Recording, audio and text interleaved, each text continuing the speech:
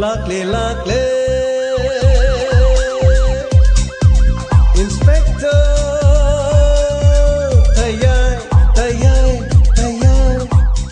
Ahan ramak tada inspector tay tabiri basimu James Hagurjamna taramlok sabuglo na ikokno na khurumjari ngasi su puduna laksari inspector tay listing amaga kunga tare subataka miya mangi haktang orabasu pothana na bagidama inspector tay hebu series asi lepna pothok charapada hauji listing ma thakke miya puna mana hauji phawdu support to bibana ngasi su mai pa ngamjari ngasi gi wari mami lamlan bi ani shu basharu anoba tangka gaman mamanga ta kiba case singadagi yamna tongan ba case sama khang tabi ngarangi matek ama doinana ngasigi makha satajaba takha lamlanbi anishu basharu kitang mateng amtong pangbidia des sir kaidorki sir ekoi manaba mami na pari sir magi phone number na sir sida lejare phone number je kaidoro sir magi phone chi switch off laikhraba sir aduga mana ingoda voice message songok tharmi sir semta tabiyo sir kadai Robin ai kodung tiba tare koi ki phangi makarum da lebi chingdo adugi chingolum da ne masa kang da bunu pamna ne ai che nu pingol wene na paraga thawi sel ga mai tha tore keno police pur pur ke mo torgane ai bom da kartu no mo from laga no am da kanmio kartro Robin ai port pipe chopra gai ai whatsapp da push message na tro pai le Robin ai sama phone chita le nu pasi matan de ko sa pur ke no toy thawi sel ga ne ai koi mai tha na tore Robin kartro ai bondo karino hai masi adudi kudong tiba tare sir mani sir sigi matung magi number si call to matam da sir switch off dum like sir adudi mana salim mafam si sir magi pham da sir kanina sir kim sir aduga mana voice message si tharam badagi aina call to buda sir switch off like sir sina sirju parigi magi nuksina jaban okay sir mana so phone to matam da phone da harma da salami aduga kona phone to matam da sir switch off like adudagi akoi ni pau phone kanda voice message mo da thabdi sir sir gi manakta laksari ne sir yaragadi khare yangna mukta mating pawbiyo sir adudi mapam ade khoi de tapu yagadra sir yagni sir gamai akoi gi ding goktoro phani sir aduga gari thogdoroga santosh number si pigo surveillance number si thamoi aduga khoi ne thabak chalingai de report langna na phani sir aduga songi mi sir ai ming Robin okay Robin mang tha dana nakhoi na mapam da tapu makha tabadi khoi tawraki chana batokshi phani sir ai mang thongjargi sir gamai gari thona batoro phani sir thongjargi sir ngai ge dorida ke sana oba mo la pa ko ni sidagi da mo thinda ba da ni ko khangni ko okay thongjar phani sir mang da thori gari sir sigma to as kre no ne da hojiki matam da bo gari no arai ba keso ge ni de sir asidi do mo khoi na mafam ta ko ti thir ga do koi ne ne la ga lo ne sir chalo khari yang thog jam phagni sir ngai re ko ngasi de gamai gi thabak taw ga do re ko hadak si mi phu ba ji wat par kan no taw isa si no ngai ti khang ni ko gamai sir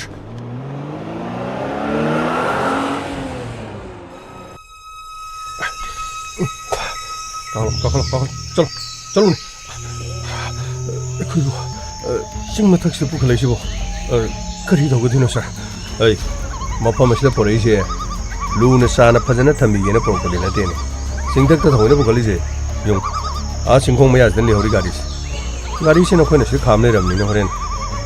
polis lak si, nang na voice message sa thagi den, kari keno nang khara hagi den, adu bo, pono mo do, kanna na bagi, mapa masih lagi plan tawo do. 아이기 타박 아무 호거든 낭나 보이스 메시지 타키버도 마두기 백카리 라크니 카모 어두디 폰 카이그럼 니나 파수 파라마 마나 아이나 파기 더보니나 로로 머서 둠 야이 어이 앙 마사기 타 토잉오나 또 코노네 아이시 제넬 아두가 낭나 부두나 찰롬리 호노 피세 시가 루홍거도로노 파 낭나 카리 마롱이노 nupi si thawai na pura sali du kari no habani nate nupi jana nang khangra natraga na nupi sti na khurung saba khara phangani na nupi si puri ra ai adu ma kari mata leki mana lambi da gari khama pani adu ga ai thawai na su khama na mana gari mamang da sung thala pari tangai phadrai gari du kham ki ba nang na mak sanari mi nang na mak sanari ne ba nate na khoi ni si hana de paw phong no bra ai sheng na ꯑꯩꯅ ꯄꯥꯏꯔꯤꯕꯁꯦ ꯁꯤ ꯐꯥꯒꯤ ꯅꯠꯇꯦꯅꯦ ꯁꯥꯟꯅꯄꯣꯠꯀꯤ ꯅꯣꯡꯃꯩꯗꯨ ꯅꯠꯇꯦ ꯑꯉꯥꯡꯅ ꯄꯥꯏꯕ ꯄꯤꯁꯀꯥꯔꯤꯗꯨꯗꯤ ꯅꯠꯇꯦꯗꯅ ꯁꯥꯔ ꯑꯩ ꯈꯪꯖꯩ ꯅꯣꯡꯃꯩꯅꯤ ꯑꯩꯅ ꯍꯥꯏꯖꯔꯤꯕꯁꯦ ꯑꯁꯦꯡꯕ ꯉꯥꯛꯇꯅꯤ ꯑꯩꯅ ꯁꯥꯔꯗ ꯃꯤꯅꯝꯃꯒ ꯑꯩꯅ ꯀꯔꯤꯕꯨ ꯀꯥꯟꯅꯒꯗꯣꯏꯅꯤ ꯑꯩ ꯅꯆꯤꯟꯗꯣ ꯊꯤꯒꯅꯨꯅꯦ ꯑꯗꯨꯃꯥꯏꯅ ꯅꯪꯒꯤ ꯃꯗꯨꯒꯤ ꯅꯆꯤꯟ ꯈꯨꯊꯤꯗꯨꯗꯅꯤ ꯑꯩꯅ ꯁꯥꯎꯔꯤꯁꯤ ꯈꯨꯄꯥꯛ ꯆꯥꯗꯅ ꯊꯣꯛꯀꯦꯔꯣ ꯍꯥ ꯑꯁꯦꯡꯕꯅꯤ ꯁꯥꯔ ꯑꯩ ꯍꯥꯟꯅ ꯁꯤ ꯅꯨꯄꯤꯁꯦ ꯑꯩ ꯍꯥꯟꯅ ꯈꯪꯖꯗꯦ ꯀꯔꯤ ꯁꯤ ꯅꯨꯄꯤꯒ ꯅꯨꯄꯤꯁꯦ ꯃꯃꯤꯡ ꯈꯪꯗ꯭ꯔꯣ ꯅꯪ ꯊꯣꯏꯁꯥ ꯊꯣꯏꯁꯥ ꯀꯔꯤꯒꯤ ꯑꯗꯨ ꯅꯨꯄꯤꯁꯦ ꯈꯪꯗꯦꯗꯤ ꯍꯥ ꯅꯨꯄꯤꯁꯦ ꯈꯪꯗꯦꯗꯤ ꯀꯩꯒꯤꯅꯣ ꯍꯧꯖꯤꯛ ꯈꯛꯇ ꯍꯥꯏꯅꯔꯀꯥꯟꯗ ꯈꯪꯕꯅꯤ ꯑꯩ ꯍꯥꯟꯅ ꯃꯥꯒꯤ ꯃꯃꯤꯡ ꯑꯩ ꯈꯪꯗꯦ ꯇꯥꯁꯨ ꯇꯥꯗꯦ ꯃꯥꯒꯤ ꯃꯁꯛꯁꯤ ꯉꯁꯤꯅ ꯎꯔꯤꯁꯤꯅꯁꯨ ꯑꯩꯒꯤ ꯑꯍꯥꯟꯕꯅꯤ ꯆꯂꯣ ꯆꯂꯣ ꯀꯥꯟꯅꯔꯣ ꯆꯂꯣ ꯆꯂꯣ ꯍꯥꯏꯗꯧꯅꯦ ꯅꯈꯨꯠ ꯄꯥꯜꯂꯤꯗꯣ ꯍꯥꯏꯗꯧꯅꯦ ꯏ ꯃꯌꯥꯝ ꯍꯥꯏꯗꯧꯅꯦ ꯑꯁ ꯌꯥꯠꯄꯗꯁꯨ ꯂꯣꯏꯔꯦ ꯁꯥꯔ ꯌꯥꯔꯒꯗꯤ ꯁ꯭ꯋꯥꯏꯁꯤꯗ ꯑꯣꯏꯅ ꯋꯥꯗꯨ ꯉꯥꯡꯅꯔꯁꯤ ꯁꯨꯝ ꯂꯥꯞꯄꯒ ꯄꯨꯕꯁꯦ ꯋꯥꯈꯜꯁꯤ ꯑꯩ ꯀꯩꯅꯣꯝꯃ ꯇꯧꯔꯦ ꯑꯁꯦꯡꯕꯅꯤ ꯑꯩꯗꯤ ꯉꯁꯤ ꯐꯥꯎꯕꯗ ꯑꯩ ꯀꯔꯤꯒꯨꯝꯕ ꯑꯝꯇ ꯀꯅꯥꯝꯇ ꯂꯥꯟꯈꯤꯕꯁꯨ ꯂꯩꯇꯦ ꯑꯗꯨꯒ ꯑꯩꯗꯤ ꯄꯥꯡꯒꯟꯒ ꯁꯣꯟꯖꯕ ꯃꯤꯅꯤ ꯑꯩꯅ ꯃꯤꯉꯣꯟꯗ ꯐꯨꯕ ꯆꯩꯕ ꯑꯩ ꯀꯔꯤꯝꯇ ꯉꯝꯖꯕ ꯃꯤ ꯅꯠꯇꯦ ꯑꯣꯏ ꯌꯥꯝꯅ ꯑꯁꯤꯡꯕ ꯁꯥꯖꯜꯂꯛꯀꯅꯨ ꯀꯣ ꯅꯪꯅ ꯇꯧꯔꯤꯕ ꯈꯗ꯭ꯔꯛꯇꯣ ꯑꯩ ꯈꯪꯉꯤꯅꯤꯅꯦ ꯅꯪ ꯈꯜꯂꯤꯁꯦ ꯅꯥꯟꯊꯣꯛꯀꯅꯤꯒ ꯈꯜꯂꯤꯔꯣ ꯁꯤꯗꯒꯤ ꯍꯥ ꯑꯩꯗꯤ ꯂꯦꯝꯅ ꯑꯝꯇ ꯇꯣꯛꯑꯁꯤ ꯉꯁꯤ ꯐꯥꯎꯕꯗ ꯑꯩꯅ ꯂꯦꯝꯅ ꯇꯣꯛꯈꯤꯕ ꯑꯝꯇ ꯂꯩꯇꯦ ꯑꯩꯉꯣꯟꯗ ꯁꯤꯡꯅꯕꯁꯤꯡ ꯑꯗꯨꯗꯤ ꯃꯣꯏꯅ ꯁꯤꯡꯅꯔꯛꯄ ꯃꯑꯣꯡ ꯃꯇꯧꯗꯨꯒ ꯆꯞ ꯃꯥꯟꯅꯅ ꯑꯩꯗꯤ ꯃꯗꯨꯗ ꯇ꯭ꯔꯤꯠ ꯇꯧꯕꯅꯤ ꯅꯪ ꯅꯄꯨꯟꯁꯤꯗ ꯑꯩꯒꯨꯝꯕ ꯃꯤ ꯑꯃ ꯊꯦꯡꯅꯔꯣ ꯆꯂꯣ ꯆꯂꯣ ꯑꯁ ꯀꯗꯥꯏꯗꯅꯣ ꯄꯨꯗꯣꯏ ꯇꯧꯔꯤꯁꯤ ꯊꯣꯏꯁꯥ ꯀꯩꯅꯣ ꯋꯥ ꯉꯥꯡꯗ꯭ꯔꯤꯗꯨꯕꯣ ꯑꯩ ꯀꯩꯒꯤꯅꯣ ꯅꯪ ꯊꯣꯏꯁꯥ ꯀꯧꯔꯤꯗꯨ ꯀꯩꯒꯤꯅꯣ ꯅꯪ ꯁꯥꯔ ꯑꯝꯇ ꯉꯥꯏꯕꯤꯌꯨ ꯁꯥꯔ ꯑꯩ ꯚꯥꯞ ꯑꯣꯏꯍꯧꯗ꯭ꯔꯦ ꯃꯥ ꯃꯆꯤꯟ ꯃꯦꯟꯁꯤꯜꯂꯦ ꯑꯩ ꯚꯥꯞ ꯑꯣꯏꯍꯧꯗꯕꯩ ꯌꯧꯔꯦ ꯁꯤꯗꯩꯗ ꯌꯥꯔꯦꯁꯦ ꯁꯤ ꯂꯦꯞꯄꯣ ꯑꯩ ꯊꯣꯏꯁꯥ ꯁꯤ ꯂꯦꯞꯄꯣ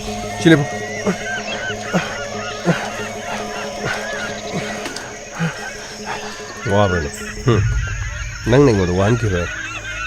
나는 지엔키보다기 나 tropono 막시 떨어져. 나는 젤럼 들어가. 아이나 해보디 야람나 버리시 토거들어. 낭나 이건데 와한 먹기도 막간. 어디가 누파시가 낭가까지 말이래. 나카이싱 강나나. 모두 거기나. 그래. 누파시는 사이. 난 그래 얘기 봐. सर आई करी हाइजगी आई नंगी गर्लफ्रेंड करी है बा सर सरजू है सर सरजू मफम असिदा याम तो करो कइनो सर आइना सरजू कमाइन कौदोनो सर आई सिदैदबो कमाइन मा पुरगा सिदा कमाइन कौरागा सिदैदा कमाइन आई मा मफम असे कौ हैबनी ने सर आइदी फोन जो काइग्रे आई कदाइदगी फोन दो थोइसागी फोन से गिना कौगदब सर आई नंबर दे चिमा पुदरे सर करी नंबर चिमा पुदेदी करी नंग खंगनबा नंग नुक्सिनबा नुपिदगी नंबर दो नंग चिमा पुदबनी सर असेबनी सर फोन दो सुम यावबनी ना मागी नंबर दो ngaलेगा अमो बाय ngaलेगा अमो बाय नंबर जो अहुम मरी सुबनेबा अदो मे मालum ताद्रबो आई चिमा पुगम खंग्रबो मकोक तुबदी खंगे 9856 नदि होबो मखादो 0764292 अस्का आई ज्ञान ताद्रबो आई 어떤 칸데 어이 아세군이 서 아이 강도 아세군이 서 아세군이 억부도 보이잖아 가만히 둬서 어이 낭나 강나리면 누피디기 넘버 강디 어디디 낭이나 말아봐 나는 메시지 타기보다 보이스 메시지 타기보다 마기는 뭔 강기래 마이도 지오 어디 어디 그럼 또 아이 처면 어디가 그이 하노니 마이 넘버 어이 याम थुनो निंगसु मागी नंबर दुनिया में तंगाई प्रदेश नंग वॉइस मेसेज थागी दाइने हां करी करे हाइगी नंगना नंग नसिन मुरमुम सोम पुलिस अदु ओदा गन करीगु मफम से पुलिस को पुला बा आइदिन खोयनि स्टेदने नराय बक्तु दनो मै मरु अनि नि कापसलमगा सिंग जिलान थो दम सक्र जई नंग आइना हारिसे तौगे ब्र तौरायब्रा सेगनम ता सर सेगुनि आई नंबर दो खंगदब सेगुनि नंबर खंगदब दु आई आइना हारिसे से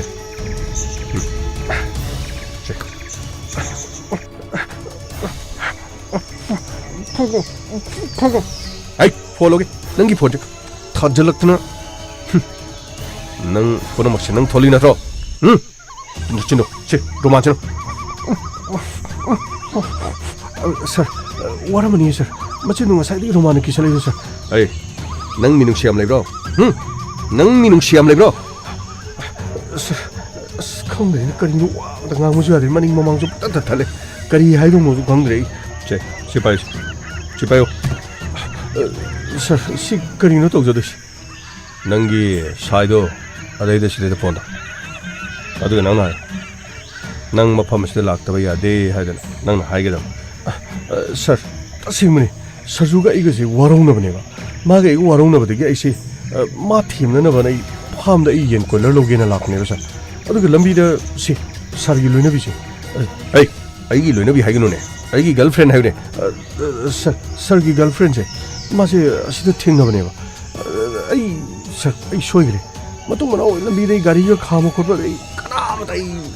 ꯇꯁꯦꯡꯅ ꯏꯃꯥꯒꯨꯝꯕ ꯍꯅꯨꯕꯤꯅ ꯈꯥꯝꯃꯁꯨꯅꯦ ꯑꯩ ꯁꯨꯡꯄꯥꯝ ꯈꯥꯝꯃꯔꯣꯏ ꯑꯩ ꯄ꯭ꯂꯤꯖ ꯑꯩ ꯆꯠꯆꯈ꯭ꯔꯦ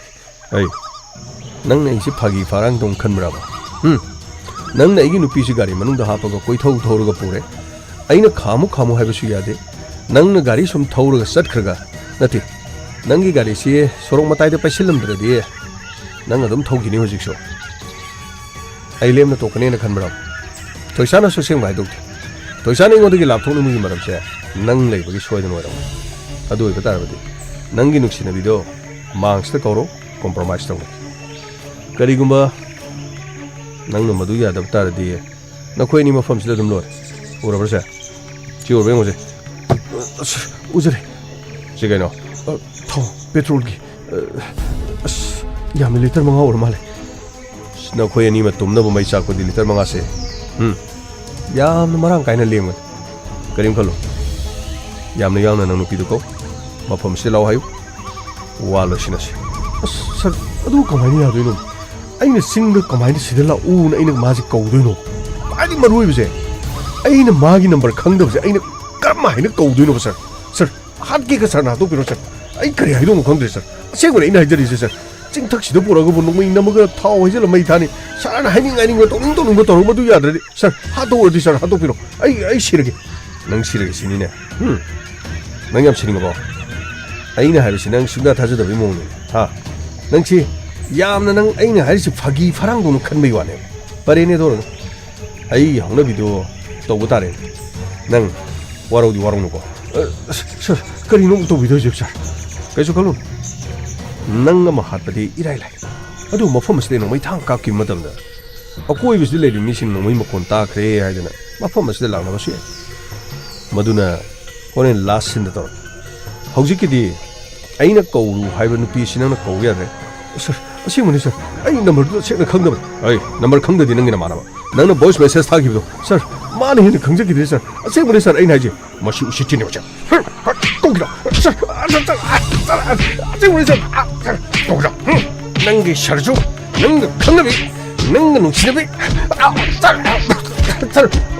ꯑꯩꯒ ꯂꯣꯏꯅꯕꯤ ꯅꯠꯇꯦ ꯁꯥꯔ ꯑꯩꯒ ꯈꯪꯅꯕꯤ ꯁꯥꯔ ꯅꯪꯒꯤ ꯂꯣꯏꯅꯕꯤ ꯑꯣꯏꯗꯣꯔꯕꯅꯤꯅ ꯀꯧꯈꯤꯔꯣ ꯁꯥꯔ ꯁꯥꯔ ꯑꯁꯦꯡꯕꯅꯤ ꯁꯥꯔ ꯑꯩ ꯀꯃꯥꯏꯅ ꯇꯧꯖꯗꯧꯅꯣ ꯁꯥꯔ ꯑꯩ ꯇꯁꯦꯡꯅ ꯅꯝꯕꯔꯗꯨ ꯈꯪꯗꯕꯗꯣ ꯁꯥꯔ ꯑꯩ ꯀꯃꯥꯏꯅ ꯇꯧ ꯍꯥꯏꯕꯅꯣ ꯁꯥꯔ ꯑꯗꯨꯅꯗꯤ ꯅꯪꯒꯤ ꯐꯣꯟꯗꯣ ꯄꯨꯡꯇꯣꯏ ꯇꯣꯏꯕ ꯐꯣꯟꯗꯣ ꯀꯗꯥꯏ ꯆꯠꯈ꯭ꯔꯦ ꯁꯤ ꯂꯩꯔꯦ ꯁꯤ ꯄꯥꯟꯖꯜꯂꯣ ꯁꯥꯔ ꯁꯤ ꯀꯃꯥꯏꯅ ꯐꯣꯟꯁꯤ ꯀꯃꯥꯏꯅ ꯊꯥꯒꯠꯇꯣꯏꯅꯣ ꯁꯥꯔ ꯁꯤꯗꯤ ꯅꯝꯕꯗꯨꯁꯨ ꯆꯠꯇ꯭ꯔꯦ ꯁꯥꯔ ꯗꯤꯁꯄ꯭ꯂꯦꯁꯤꯁꯨ ꯂꯣꯏ ꯀꯥꯏꯕ꯭ꯔꯥ ꯀꯩꯅꯣ ꯇꯧꯔꯦ ꯁꯥꯔ ꯀꯥꯏꯔꯁꯨ ꯀꯥꯏꯗ꯭ꯔꯁꯨ ꯊꯥꯒꯠꯂꯒ ꯌꯦꯡꯉꯣ ꯐꯣꯟ ꯑꯗꯨꯗ ꯅꯝꯕꯔꯗꯤ ꯌꯥꯎꯔꯝꯒꯅꯤꯗꯅ ꯐꯣꯟ ꯇꯧꯕ ꯌꯥꯗ꯭ꯔꯁꯨ ꯅꯝꯕꯔꯗꯣ ꯂꯧꯊꯣꯛ ꯅꯝꯕꯔ ꯑꯗꯣ ꯊꯣꯏꯁꯥꯒꯤ ꯅꯝꯕꯔꯁꯤꯗꯤ ꯀꯣꯜ ꯀꯔꯤꯅꯣ ꯍꯥꯏꯁꯤꯕꯨ ꯁꯤꯒꯤ ꯐꯣꯟꯁꯤ ꯊꯥꯕꯁꯨ ꯌꯥꯗꯕ ꯐꯣꯟꯁꯤꯗ ꯀꯔꯤꯅꯣ ꯑꯩꯅ ꯇꯧꯗꯣꯏꯁꯤꯕꯣ ꯑꯩꯕꯨ ꯑꯩ ꯀꯔꯤꯅꯣ ꯇꯧꯔꯤ ꯐꯪꯅꯅꯕ ꯊꯤꯌꯨꯅꯦ ꯅꯠꯇ꯭ꯔꯕꯗꯤ ꯅꯪ ꯑꯐꯕ ꯑꯣꯏꯔꯣꯏ ꯃꯗꯨ ꯅꯠꯇ꯭ꯔꯒ ꯅꯪꯅ ꯅꯝꯕꯔꯗꯣ ꯅꯤꯡꯁꯤꯡꯉꯨ ꯅꯈꯣꯏꯒꯤ ꯃꯔꯨꯞ ꯃꯄꯥꯡ ꯀꯅꯥꯒꯤꯅꯣ ꯅꯝꯕꯔ ꯑꯃ ꯅꯤꯡꯁꯤꯡꯉꯨ ꯄꯨꯂꯤꯁꯇꯒ ꯄꯥꯎ ꯄꯤꯕꯗꯤ ꯁꯨꯡꯌꯥ ꯌꯥꯔꯣꯏ ꯑꯩꯅ ꯍꯥꯏꯔꯤꯕꯁꯤꯅꯤ ꯃꯔꯨꯑꯣꯏꯅ ꯅꯪꯒꯤ ꯅꯃꯥꯟꯅꯕ ꯃꯐꯝ ꯑꯁꯤ ꯀꯧꯔꯛꯀꯗꯕꯅꯤ ꯑꯗꯨꯒ ꯅꯪꯒ ꯅꯨꯡꯁꯤꯅꯔꯤꯕꯤ ꯁꯔꯖꯨ ꯍꯥꯏꯕꯗꯣ ꯃꯥ ꯃꯐꯝ ꯑꯁꯤ ꯄꯨꯔꯛꯀꯗꯕꯅꯤ ꯅꯠꯇꯦ ꯁꯥꯔ ꯃꯈꯣꯏ ꯑꯅꯤꯁꯤ ꯀꯧꯔꯒ ꯀꯔꯤꯅꯣꯕ ꯇꯧꯗꯣꯏꯁꯤꯕ ꯁꯥꯔ ꯑꯝꯇ ꯍꯥꯏꯕꯤꯌꯨꯕ ꯁꯥꯔ ꯅꯠꯇꯦ ꯁ꯭ꯋꯥꯏꯗ ꯑꯗꯨꯝ ꯂꯣꯏꯁꯤꯟꯅꯔꯁꯤ ꯑꯩ ꯀꯔꯤꯝꯇ ꯌꯥꯎꯕ ꯋꯥꯁꯨ ꯅꯠꯇꯦ ꯃꯈꯣꯏ ꯑꯅꯤꯃꯨꯛ ꯄꯨꯁꯜꯂꯒ ꯁꯤꯗꯩꯗ ꯁꯥꯔ ꯑꯃꯨꯛ ꯁꯪꯗꯣꯛꯍꯟꯗꯣꯏꯁꯤꯕ ꯁꯥꯔ ꯑꯩ ꯀꯔꯤꯝꯇ ꯍꯥꯏꯖꯔꯣꯏ ꯑꯩ ꯀꯅꯥꯝꯇꯁꯨ ꯇꯝꯖꯔꯣꯏ ꯁꯥꯔ ꯑꯗꯨꯝ ꯁꯥꯔꯒꯤ ꯅꯨꯡꯁꯤꯅꯕꯤ ꯊꯣꯏꯁꯥ ꯑꯗꯨꯝ ꯂꯩꯔꯦ ꯊꯣꯏꯁꯥꯁꯤ ꯑꯗꯨꯝ ꯂꯧꯒꯦꯔꯥ ꯀꯩꯗꯧꯒꯦꯔꯥ ꯁꯥꯔ ꯑꯄꯥꯝꯕ ꯇꯧꯕꯤꯔꯣ ꯁꯥꯔ ꯑꯩ ꯆꯠꯆꯔꯒꯦ ꯁꯥꯔ ꯅꯪ ꯑꯩꯕꯨ ꯐꯥꯒꯤ ꯐꯔꯥꯡꯅꯦꯅ ꯈꯟꯕ꯭ꯔꯣ ꯐꯥꯒꯤ ꯐꯔꯥꯡꯅꯦꯅ ꯈꯟꯕ꯭ꯔꯕ ꯃꯔꯨꯑꯣꯏꯅ ꯅꯪꯅ ꯚꯣꯏꯁ ꯃꯦꯁꯦꯖ ꯊꯥꯈꯤꯕ ꯅꯪꯒꯤ ꯅꯃꯥꯟꯅꯕꯗꯨꯅ ꯁꯣꯏꯗꯅꯃꯛꯀꯤ ꯄꯨꯂꯤꯁ ꯄꯨꯔꯒ ꯅꯪꯒꯤ ꯈꯣꯡꯒꯨꯜ ꯂꯤꯔꯝꯕ ꯌꯥꯏ ꯑꯩꯉꯣꯟꯗ ꯑꯄꯟꯕ ꯄꯤꯔꯛꯀꯗꯧ ꯅꯠꯇ꯭ꯔꯣ ꯃꯗ ꯑꯩꯅ ꯅꯪꯁꯤ ꯏꯄꯪ ꯄꯪꯒꯩ ꯍꯦꯛꯇ ꯊꯥꯗꯣꯛꯑꯒ ꯅꯪ ꯆꯠꯂꯣꯅ ꯊꯥꯗꯣꯛꯈꯤ ꯇꯥꯔꯦ ꯑꯩꯉꯣꯟꯗ ꯀꯔꯤ ꯀꯔꯤ ꯑꯋꯥ ꯑꯅꯥ ꯇꯥꯔꯛꯈꯤꯅꯤ ꯅꯪ ꯈꯪꯕ꯭ꯔꯣ ꯍꯥ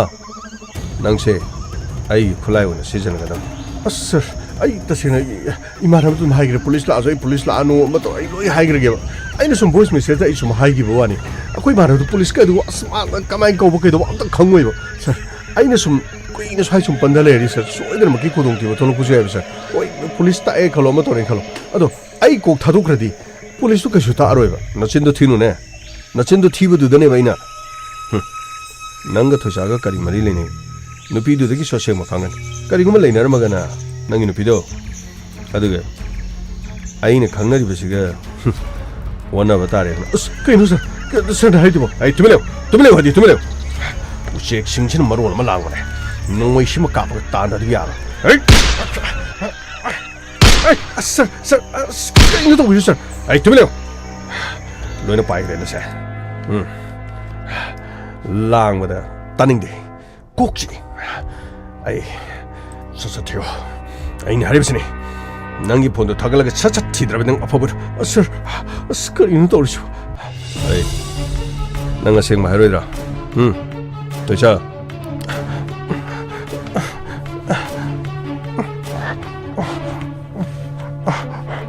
ꯅꯆꯤꯟꯁꯦ ꯁꯦ ꯈꯖꯤꯛꯇꯪ ꯁꯤꯊꯕꯤꯒꯦꯁꯦ ꯀꯔꯤꯅꯣ ꯅꯪ ꯇꯧꯔꯤꯁꯤꯕꯣ ꯅꯪꯕꯨ ꯉꯥꯎꯔꯕ꯭ꯔꯣ ꯍꯥꯏꯌꯨ ꯅꯪ ꯇꯁꯦꯡꯅ ꯉꯥꯎꯔꯕ꯭ꯔꯣ ꯀꯔꯤꯅꯣꯕ ꯅꯪꯅ ꯇꯧꯔꯤꯁꯤꯕꯣ ꯒꯥꯔꯤ ꯑꯃꯨꯛ ꯀꯣꯏꯇꯥꯟ ꯇꯥꯟꯅꯔꯦ ꯑꯃꯨꯛ ꯑꯩꯈꯣꯏꯕꯨ ꯐꯥꯔꯦ ꯑꯗꯨꯒ ꯑꯃꯨꯛ ꯀꯔꯤꯒꯤꯅꯣ ꯆꯤꯡꯊꯛꯁꯤꯗ ꯑꯃꯨꯛ ꯄꯨꯈꯠꯂꯛꯏꯁꯤ ꯀꯔꯤꯒꯤꯅꯣꯕ ꯅꯠꯇꯦ ꯀꯔꯤꯅꯣꯕ ꯅꯪꯅ ꯄꯥꯝꯃꯤꯁꯤꯕꯣ ꯑꯩꯅ ꯍꯥꯏꯔꯤꯕꯁꯤ ꯅꯪꯅ ꯑꯩꯉꯣꯟꯗ ꯃꯤꯅꯝꯕ ꯅꯪꯅ ꯑꯩꯉꯣꯟꯗ ꯅꯝꯊꯥꯛ ꯇꯧꯕ ꯃꯗꯨ ꯄꯨꯝꯅꯃꯛꯇꯣ ꯅꯪ ꯅꯁꯥꯅ ꯈꯟꯖꯔꯣ ꯅꯪ ꯀꯔꯝꯕ ꯐꯤꯕꯝꯗ ꯂꯩꯔꯤꯒꯦ ꯅꯪ ꯅꯣꯔꯃꯦꯜ ꯑꯣꯏꯔꯤꯕ꯭ꯔꯥ ꯑꯣꯏꯗꯕ꯭ꯔꯥ ꯍꯥꯏꯕꯗꯣ ꯅꯪ ꯅꯁꯥꯅ ꯈꯟꯖꯔꯣ ꯑꯩ ꯅꯣꯔꯃꯦꯜ ꯑꯣꯏꯕ ꯑꯣꯏꯗꯕ ꯃꯗꯨꯗꯅꯤꯅꯤ ꯅꯪ ꯆꯩ ꯆꯥꯔꯛꯀꯗꯣꯏꯁꯦ ꯅꯪ ꯅꯨꯄꯤ ꯐꯣꯏꯗꯦꯒ ꯂꯩꯕ꯭ꯔꯣ ꯁꯔ ꯀꯔꯤꯅꯣ ꯅꯨꯄꯤꯗꯣ ꯐꯨꯕꯤꯔꯤꯗꯨꯕ ꯁꯔ ꯀꯔꯤꯅꯣꯅꯦ ꯈꯪꯅꯩ ꯀꯣꯏꯅꯩꯁꯨ ꯍꯥꯏ ꯌꯥꯅꯩꯁꯨ ꯍꯥꯏ ꯁꯔ ꯀꯔꯤꯅꯣ ꯅꯨꯄꯤꯗꯣ ꯐꯨꯕꯤꯔꯤꯗꯨꯕ ꯁꯔ ꯅꯪ ꯇꯨꯃꯤꯟ ꯂꯩꯌꯨ ꯅꯪ ꯅꯝꯕꯔꯗꯨ ꯁꯠ ꯊꯤꯌꯨ ꯃꯗꯨ ꯅꯠꯇꯕ ꯇꯥꯔꯕꯗꯤ ꯅꯪ ꯑꯐꯕ ꯁꯨꯡꯑꯣꯏ ꯑꯣꯏꯔꯣꯏ ꯅꯪꯒꯤ ꯅꯃꯥꯟꯅꯕꯗꯣ ꯑꯗꯨꯇꯪꯒꯤ ꯅꯝꯕꯔ ꯑꯣꯏꯔꯕꯁꯨ ꯃꯗꯨꯗꯒꯤꯗꯤ ꯅꯪ ꯈꯪꯅꯔꯤꯕ ꯅꯨꯄꯤꯗꯨ ꯅꯝꯕꯔꯁꯨ ꯈꯪꯉꯤꯗꯅ ꯁꯠ ꯃꯤꯅꯤꯠ 5 ꯐꯥꯎꯒꯤ ꯃꯅꯨꯡꯗ ꯄꯨꯊꯣꯛꯇ꯭ꯔꯕꯗꯤ ꯅꯈꯣꯏ ꯑꯅꯤ ꯃꯐꯝ ꯑꯁꯤꯗ ꯀꯔꯤ ꯇꯧ ꯌꯦꯡꯉꯨ ꯑꯩꯅ ꯀꯔꯤ ꯇꯧ ꯌꯦꯡꯉꯨ ꯑꯁ ꯀꯔꯤꯅꯣ ꯇꯧꯗꯣꯔꯤꯁꯤꯕꯣ ꯑꯩ ꯑꯁ ꯐꯣꯟ ꯇꯧꯔꯤꯁꯤ ꯊꯥꯒꯠꯄꯁꯨ ꯌꯥꯗꯦ ꯑꯣ ꯃꯩꯗꯤ ꯉꯥꯜꯂꯦ ꯑꯁ ꯀꯌꯥꯝ ꯀꯨꯏꯅ ꯉꯥꯟꯗꯣꯏꯅꯣ ꯁꯤꯅ ꯑꯁ ꯉꯧꯔꯒ ꯑꯗꯨꯝ ꯂꯩꯅꯦ ꯇꯧꯔꯤꯁꯤ ꯑꯁ ꯅꯝꯕꯔꯗꯨ ꯑꯃꯨꯛ ꯊꯣꯛꯂꯛꯑꯒ ꯑꯁ ꯅꯝꯕꯔꯗꯨ ꯑꯃꯨꯛ ꯊꯣꯛꯂꯛꯑꯦꯅ ꯈꯜꯂꯁꯤꯅꯦ ꯑꯩꯅ ꯀꯔꯤꯅꯣꯕ ꯍꯥꯏꯗꯣꯏꯁꯤꯕꯣ ꯑꯩꯅ ꯑꯁ ꯑꯩꯁꯦ ꯅꯨꯄꯥ ꯑꯃꯅ ꯐꯥꯔꯦ ꯅꯨꯄꯤ ꯑꯃꯁꯨ ꯌꯥꯎꯏ ꯑꯁ ꯅꯪ ꯁꯤꯗ ꯑꯃꯨꯛꯇ ꯂꯥꯛꯑꯣ ꯑꯩ ꯑꯃꯨꯛꯇ ꯀꯟꯐ꯭ꯌꯨ ꯂꯥꯛꯑꯣ ꯍꯥꯏ ꯀꯥꯟꯗ ꯂꯥꯛꯀꯗ꯭ꯔꯕ ꯃꯥ ꯑꯁ ꯂꯥꯛꯑꯔꯣꯏꯗꯧꯕ ꯄꯣꯠꯅꯤꯗ ꯍꯧꯖꯤꯛꯀꯤ ꯃꯇꯝꯗꯕꯨ ꯑꯩꯒ ꯃꯥꯒ ꯁꯥꯎꯅꯗꯕ ꯑꯣꯏꯔꯗꯤ ꯐꯩ ꯂꯩꯀꯣꯟꯗ ꯂꯥꯛꯑꯣ ꯂꯝꯕꯤꯗ ꯂꯥꯛꯑꯣ ꯊꯧꯕꯥꯜꯗ ꯂꯥꯛꯑꯣ ꯀꯛꯆꯤꯡꯗ ꯂꯥꯛꯑꯣ ꯏꯝꯐꯥꯜꯗ ꯂꯥꯛꯑꯣ ꯍꯥꯏꯗꯤ ꯑꯁ ꯌꯥꯅꯦꯕ ꯆꯤꯡ ꯃꯇꯣꯟꯗ ꯅꯨꯄꯤꯗꯨ ꯂꯥꯛꯑꯣꯅ ꯍꯥꯏꯕ ꯀꯔꯝꯕ ꯅꯨꯄꯤꯅ ꯌꯥꯔꯛꯀꯗꯣꯏꯅꯣ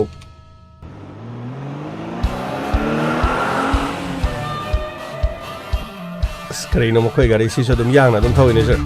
ꯇꯥꯟꯅꯕꯐꯥꯎ ꯐꯪꯗꯦꯅꯦ ꯁꯔ ꯃꯈꯣꯏ ꯂꯝꯕꯤꯗꯨ ꯈꯪꯉꯦ ꯍꯥꯏꯕ ꯑꯗꯨꯕꯨ ꯆꯞ ꯆꯥꯕ ꯃꯈꯣꯏꯕꯨ ꯐꯥꯖꯤꯟꯗꯨꯅ ꯊꯝꯂꯤꯕ ꯃꯐꯝꯗꯨꯗꯤ ꯈꯪꯕꯅ ꯁꯔ ꯀꯔꯤ ꯍꯥꯏꯕꯅꯣ ꯉꯁꯥꯏꯒꯤꯗꯣ ꯄꯥꯔꯤ ꯍꯥꯏꯕ꯭ꯔꯥ ꯀꯔꯤ ꯍꯥꯏꯕꯅꯣ ꯁꯔ ꯃꯥꯒꯤ ꯂꯩꯐꯝꯗꯨꯗꯤ ꯀꯔꯤꯅꯣ ꯐꯥꯝꯗ ꯍꯥꯏꯕ꯭ꯔꯥ ꯀꯔꯤꯅꯣꯃ ꯍꯥꯏꯔꯦꯅꯦ ꯁꯔ ꯐꯥꯝꯗꯗꯤ ꯂꯩꯔꯝꯒꯗꯧ ꯃꯥꯜꯂꯦ ꯑꯗꯨꯕꯨ ꯌꯦꯡꯕ ꯇꯥꯔꯦ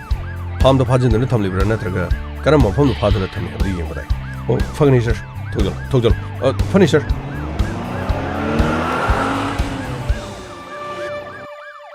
ꯔꯣꯕꯤꯟ ꯀꯩꯒꯤꯅꯣ ꯃꯥꯅ ꯅꯨꯄꯤ ꯑꯃ ꯍꯥꯏꯒꯨꯝ ꯇꯧꯔꯤꯗꯨꯕꯣ ꯅꯨꯄꯤꯗꯨꯅ ꯀꯃꯥꯏꯅ ꯇꯧꯕꯖꯥꯠꯅꯣ ꯑꯗꯨꯅꯦ ꯑꯩꯁꯨ ꯉꯥꯎꯔꯤꯁꯤ ꯅꯨꯄꯤ ꯑꯃꯒ ꯃꯥꯒ ꯐꯥꯖꯤꯟꯗꯨꯅ ꯂꯩꯔꯦ ꯍꯥꯏꯕ ꯋꯥꯐꯝ ꯑꯃꯗꯤ ꯄꯜꯂꯤ ꯑꯗꯨꯒ ꯅꯨꯄꯥꯗꯨ ꯃꯀꯣꯛ ꯆꯥꯛꯄ ꯃꯥꯜꯂꯤ ꯒꯥꯔꯤꯗꯒꯤ ꯊꯥꯎ ꯂꯧꯊꯣꯛꯂꯤ ꯊꯥꯎ ꯍꯩꯖꯤꯜꯂꯒ ꯃꯩ ꯊꯥꯔꯒ ꯍꯥꯠꯀꯗꯧꯔꯦ ꯍꯥꯏꯕ꯭ꯔꯥ ꯀꯔꯤ ꯇꯧꯔꯕꯖꯥꯠꯅꯣ ꯑꯩ ꯃꯥꯕꯨ ꯌꯥꯝ ꯆꯤꯡꯅꯩ ꯃꯥ ꯁꯣꯏꯗꯅꯃꯛꯀꯤꯅꯦ ꯑꯇꯣꯞꯄ ꯅꯨꯄꯤ ꯑꯃꯒ ꯃꯔꯤ ꯂꯩꯅꯔꯝꯒꯗꯧ ꯃꯥꯜꯂꯤ ꯑꯩ ꯌꯥꯝꯅ ꯆꯤꯡꯅꯁꯜꯂꯛꯑꯦ ꯑꯩ ꯆꯠꯂꯒꯨꯝꯁꯤꯔ ꯈꯪꯗꯦ ꯑꯩ ꯑꯁ ꯑꯝꯇ ꯉꯥꯏꯈꯣ ꯀꯩꯗꯧꯕꯒꯤ ꯃꯥꯅ ꯍꯥꯏꯔꯛꯂꯤꯕꯗꯨ ꯇꯁꯦꯡꯅꯃꯛꯀꯤ ꯈꯨꯗꯣꯡꯊꯤꯕ ꯑꯣꯏꯔꯝꯂꯕꯗꯤ ꯑꯁꯦꯡꯕ ꯑꯆꯨꯝꯕꯗꯨ ꯀꯔꯤꯅꯣꯗꯨ ꯈꯪꯕꯅ ꯐꯠꯇ꯭ꯔꯣ ꯅꯠꯇꯦ ꯈꯪꯗꯨꯅ ꯁꯦꯔꯥꯟ ꯇꯨꯔꯥꯟ ꯁꯨꯝ ꯈꯜꯂꯒ ꯂꯩꯗꯧ ꯁꯔꯨꯛꯄꯨꯗꯤ ꯈꯪꯉꯒ ꯂꯩꯕꯅ ꯐꯠꯇ꯭ꯔꯣ ꯑꯩ ꯈꯨꯗꯣꯛ ꯁꯨꯝ ꯁꯥꯎꯒꯠꯂꯛꯀꯗꯧꯔꯦ ꯅꯨꯄꯤ ꯑꯃꯒ ꯁꯣꯏꯗꯅꯃꯛꯀꯤꯅꯦ ꯃꯕꯨꯡ ꯃꯧꯄ꯭ꯋꯥꯒ ꯑꯣꯏꯔꯝꯗꯧ ꯃꯥꯜꯂꯦ ꯅꯠꯇ꯭ꯔꯒ ꯀꯔꯤ ꯑꯣꯏꯔꯤꯖꯥꯠꯅꯣꯕ ꯑꯁ ꯑꯩ ꯀꯣꯛꯁꯦ ꯄꯨꯕ ꯌꯥꯗ꯭ꯔꯦꯕ ꯀꯣꯛ ꯄꯨꯕ ꯌꯥꯗꯕ ꯂꯥꯏꯔꯤꯅꯤ ꯅꯪꯅ ꯀꯔꯤꯒꯨꯝꯕ ꯑꯃꯗꯨꯅ ꯈꯨꯗꯣꯡꯊꯤꯕ ꯑꯁꯦꯡꯕ ꯑꯣꯏꯔꯝ ꯇꯥꯔꯒꯗꯤ ꯅꯪ ꯀꯣꯟꯅ ꯅꯤꯡꯉꯝꯃꯧꯅꯦ ꯑꯁꯦꯡꯕꯗꯨ ꯀꯔꯤꯅꯣ ꯑꯔꯥꯟꯕꯅ ꯀꯔꯤꯅꯣ ꯍꯥꯏꯗꯨ ꯈꯪꯗꯣꯛꯅꯅꯕꯅꯤ ꯑꯩꯈꯣꯏꯅ ꯆꯠꯂꯤꯁꯦ ꯄꯨꯂꯤꯁ ꯄꯨꯔꯒ ꯃꯐꯝꯁꯤ ꯂꯥꯛꯑꯒ ꯑꯩꯈꯣꯏꯅ ꯐꯥꯒꯤ ꯐꯔꯥꯡ ꯇꯧꯔꯕꯗꯤ ꯌꯥꯔꯣꯏ ꯄꯨꯂꯤꯁꯅꯅꯦ ꯁꯣꯏꯗꯅ ꯁꯥꯎꯔꯛꯀꯅꯤ ꯑꯗꯨꯕꯨ ꯅꯨꯄꯤ ꯑꯃꯒ ꯐꯥꯕ ꯍꯥꯏꯕ ꯋꯥꯐꯝꯗꯨꯗꯤ ꯃꯗꯨꯗꯅ ꯑꯩꯅ ꯂꯩꯕ ꯌꯥꯗ꯭ꯔꯤꯕꯁꯦ ꯁꯣꯏꯗꯅꯃꯛꯀꯤ ꯃꯥꯒꯤ ꯌꯧꯅꯕꯤ ꯃꯃꯤꯠ ꯈꯔ ꯉꯥꯎꯕꯗꯣ ꯁꯣꯏꯗꯅ ꯇꯧꯔꯝꯃꯅꯦꯕ ꯑꯩ ꯈꯪꯉꯦꯕ ꯅꯨꯄꯤ ꯑꯃꯒ ꯀꯩꯗꯧꯕꯩ ꯐꯥꯗꯣꯏꯅꯣ ꯑꯃꯨꯛꯇ ꯍꯥꯏꯌꯨꯅꯦ ꯅꯠꯇꯦ ꯅꯪ ꯂꯩꯔꯤꯕꯁꯤꯅ ꯅꯪ ꯄꯨꯗ꯭ꯔꯤꯅ ꯀꯔꯤꯒꯤꯅꯣꯕ ꯑꯁ ꯉꯥꯏꯈꯣꯗ ꯀꯩꯗꯧꯔꯒꯦ ꯑꯩꯉꯣꯟꯗ ꯆꯠꯁꯦꯅ ꯃꯥꯅ ꯌꯥꯝ ꯀꯟꯅ ꯍꯥꯏꯕꯅꯦꯕ ꯑꯗꯨꯕꯨ ꯌꯨꯝꯗꯁꯨ ꯊꯕꯛ ꯂꯩꯕꯅꯦ ꯑꯗꯨꯒ ꯃꯊꯪ ꯆꯠꯄꯗ ꯑꯗꯨꯝ ꯆꯠꯃꯤꯟꯅꯁꯦꯅ ꯍꯥꯏꯈꯤꯕꯒꯤ ꯋꯥꯅꯤ ꯑꯗꯨꯒ ꯑꯔꯨꯕ ꯊꯕꯛꯁꯨ ꯅꯠꯇꯦ ꯃꯥꯒꯤ ꯐꯥꯝꯗꯨꯗꯤ ꯑꯩ ꯌꯥꯎꯗ꯭ꯔꯕꯁꯨ ꯑꯗꯨꯝ ꯆꯠꯂꯤ ꯐꯥꯝꯗꯨꯗ ꯃꯥꯅ ꯌꯦꯟ ꯄꯨꯔꯛꯀꯅꯤ ꯍꯥꯏꯕꯅꯤꯅ ꯀꯣꯟꯅ ꯊꯦꯡꯅꯁꯤ ꯍꯥꯏꯔꯒ ꯑꯗꯨꯝ ꯊꯥꯗꯣꯛꯈꯤꯕꯒꯤ ꯋꯥꯅꯤ ꯅꯠꯇꯦ ꯑꯩꯅ ꯈꯟꯕꯗ ꯅꯪ ꯌꯥꯎꯍꯟꯗ꯭ꯔꯤꯕꯗꯣ ꯁꯣꯏꯗꯅꯃꯛꯀꯤ ꯃꯍꯥꯛ ꯄ꯭ꯔꯣꯒ꯭ꯔꯥꯝ ꯑꯃ ꯆꯠꯄ ꯑꯣꯏꯔꯝꯕ ꯌꯥꯏ ꯅꯨꯄꯤꯗꯨ ꯃꯥꯒ ꯎꯅꯔꯕ ꯑꯗꯨꯗꯒꯤ ꯅꯨꯄꯤꯗꯨꯒꯤ ꯃꯕꯨꯡ ꯃꯧꯄꯥ ꯃꯥꯕꯨ ꯐꯥꯔꯕ ꯑꯩ ꯈꯪꯉꯦ ꯑꯩ ꯑꯁꯦꯡꯕꯗꯣ ꯑꯩ ꯁꯨꯝ ꯈꯪꯖꯜꯂꯛꯑꯦ ꯍꯥꯏꯁꯤꯅꯦ ꯑꯩ ꯃꯥꯒꯤ ꯃꯅꯥꯛꯇꯒ ꯑꯩ ꯑꯃꯠꯇ ꯆꯠꯅꯤꯡꯉꯛꯇ꯭ꯔꯦ ꯑꯁ ꯑꯃꯨꯛꯇꯪ ꯑꯩꯈꯣꯏ ꯌꯧꯗꯣꯔꯦ ꯀꯩꯗꯧꯔꯦ ꯄꯨꯂꯤꯁꯁꯨ ꯇꯨꯡꯗ ꯂꯩ ꯑꯗꯨꯒ ꯅꯪꯅ ꯑꯃꯨꯛ ꯐꯔꯛ ꯇꯥꯁꯜꯂꯦ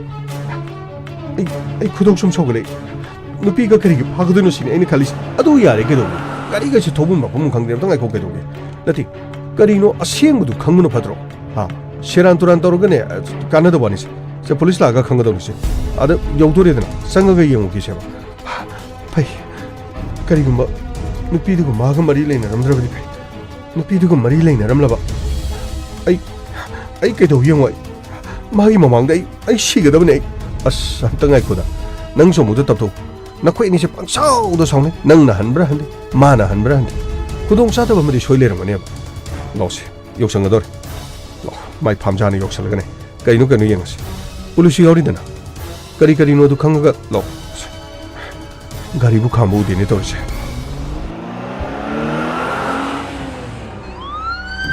ꯀꯨꯝꯃꯁꯤ ꯂꯥꯛ ꯄꯨꯂꯤꯁꯀꯤ ꯃꯣꯏꯒꯤ ꯑꯁꯤ ꯈꯣꯡꯉꯤꯁꯤꯗꯤ ꯑꯃꯨꯛ ꯃꯣꯏ ꯇꯥꯔꯝꯃꯣꯏꯗ꯭ꯔꯥ ꯅꯤꯌꯣꯝꯅꯤ ꯇꯥꯔꯁꯨ ꯇꯥꯗ꯭ꯔꯁꯨ ꯈꯥꯝꯃꯨ ꯂꯥꯛ ꯀꯨꯝꯁꯤ ꯂꯥꯛ ꯁꯥꯔ ꯃꯈꯣꯏ ꯃꯃꯥꯡꯗ ꯁꯤ ꯂꯩꯔꯤꯁꯦ ꯁꯥꯔ ꯒꯥꯔꯤꯗꯤ ꯈꯥꯝꯕ ꯎꯗꯦ ꯑꯇꯣꯞꯄꯗꯤ ꯁꯥꯔ ꯃꯈꯣꯏꯗꯪꯁꯤ ꯔꯣꯕꯤꯟ ꯁꯥꯔ ꯀꯩꯅꯣ ꯒꯥꯔꯤꯗꯤ ꯈꯥꯝꯕ ꯎꯗꯦꯅ ꯁꯥꯔ ꯒꯥꯔꯤꯗꯤ ꯁꯤꯗꯗꯤ ꯈꯥꯝꯗ꯭ꯔꯦ ꯁꯥꯔ ꯑꯗꯨꯗꯤ ꯃꯐꯝ ꯑꯁꯤꯗꯒꯤ ꯈꯤꯇꯪ ꯆꯠꯊꯣꯛꯑꯒ ꯁꯥꯔ ꯈꯨꯗꯣꯡꯊꯤꯕꯗꯤ ꯁꯣꯏꯗꯅ ꯊꯣꯛꯑꯝꯗꯧ ꯃꯥꯜꯂꯦ ꯁꯥꯔ ꯁꯥꯔ ꯃꯥꯒꯤ ꯐꯣꯟꯗꯣ ꯍꯧꯖꯤꯛꯁꯨ ꯑꯗꯨꯝ ꯁ꯭ꯋꯤꯆ ꯑꯣꯐ ꯑꯗꯨꯝ ꯂꯩꯔꯤ ꯁꯥꯔ ꯑꯣꯀꯦ ꯑꯃ ꯑꯣꯏꯔꯦ ꯃꯥꯒꯤ ꯒꯥꯔꯤꯁꯨ ꯁꯤꯗ ꯂꯩꯇꯕ ꯃꯥ ꯐꯥꯝ ꯌꯧꯔꯛꯑꯝꯃꯕ꯭ꯔꯥ ꯅꯠꯇ꯭ꯔꯒ ꯐꯥꯝ ꯌꯧꯗ꯭ꯔꯤꯉꯩꯗ ꯈꯨꯗꯣꯡꯊꯤꯕ ꯊꯣꯛꯈꯤꯕ꯭ꯔꯥ ꯅꯠꯇ꯭ꯔꯒ ꯐꯥꯝ ꯑꯁꯤ ꯍꯦꯟꯗꯣꯛꯂꯒ ꯑꯇꯣꯞꯄ ꯃꯐꯝ ꯁꯥꯔ ꯃꯗꯨꯃꯗꯤ ꯃꯌꯦꯛ ꯁꯦꯡꯅ ꯍꯥꯏꯔꯝꯗꯕꯅꯤꯅ ꯑꯩꯈꯣꯏꯁꯨ ꯈꯪꯕ ꯉꯝꯗ꯭ꯔꯦ ꯑꯗꯨꯕꯨ ꯔꯣꯕꯤꯟ ꯃꯥꯒ ꯅꯨꯡꯉꯥꯏꯅꯗꯕ ꯍꯥꯏꯕꯗꯤ ꯃꯉꯣꯟꯗ ꯑꯁꯤꯒꯨꯝꯕ ꯊꯧꯗꯣꯛ ꯑꯁꯤ ꯊꯣꯛꯀꯗꯕ ꯐꯥꯕ ꯄꯨꯟꯕ ꯈꯣꯠꯄ ꯈꯟꯅꯕ ꯆꯩꯅꯕ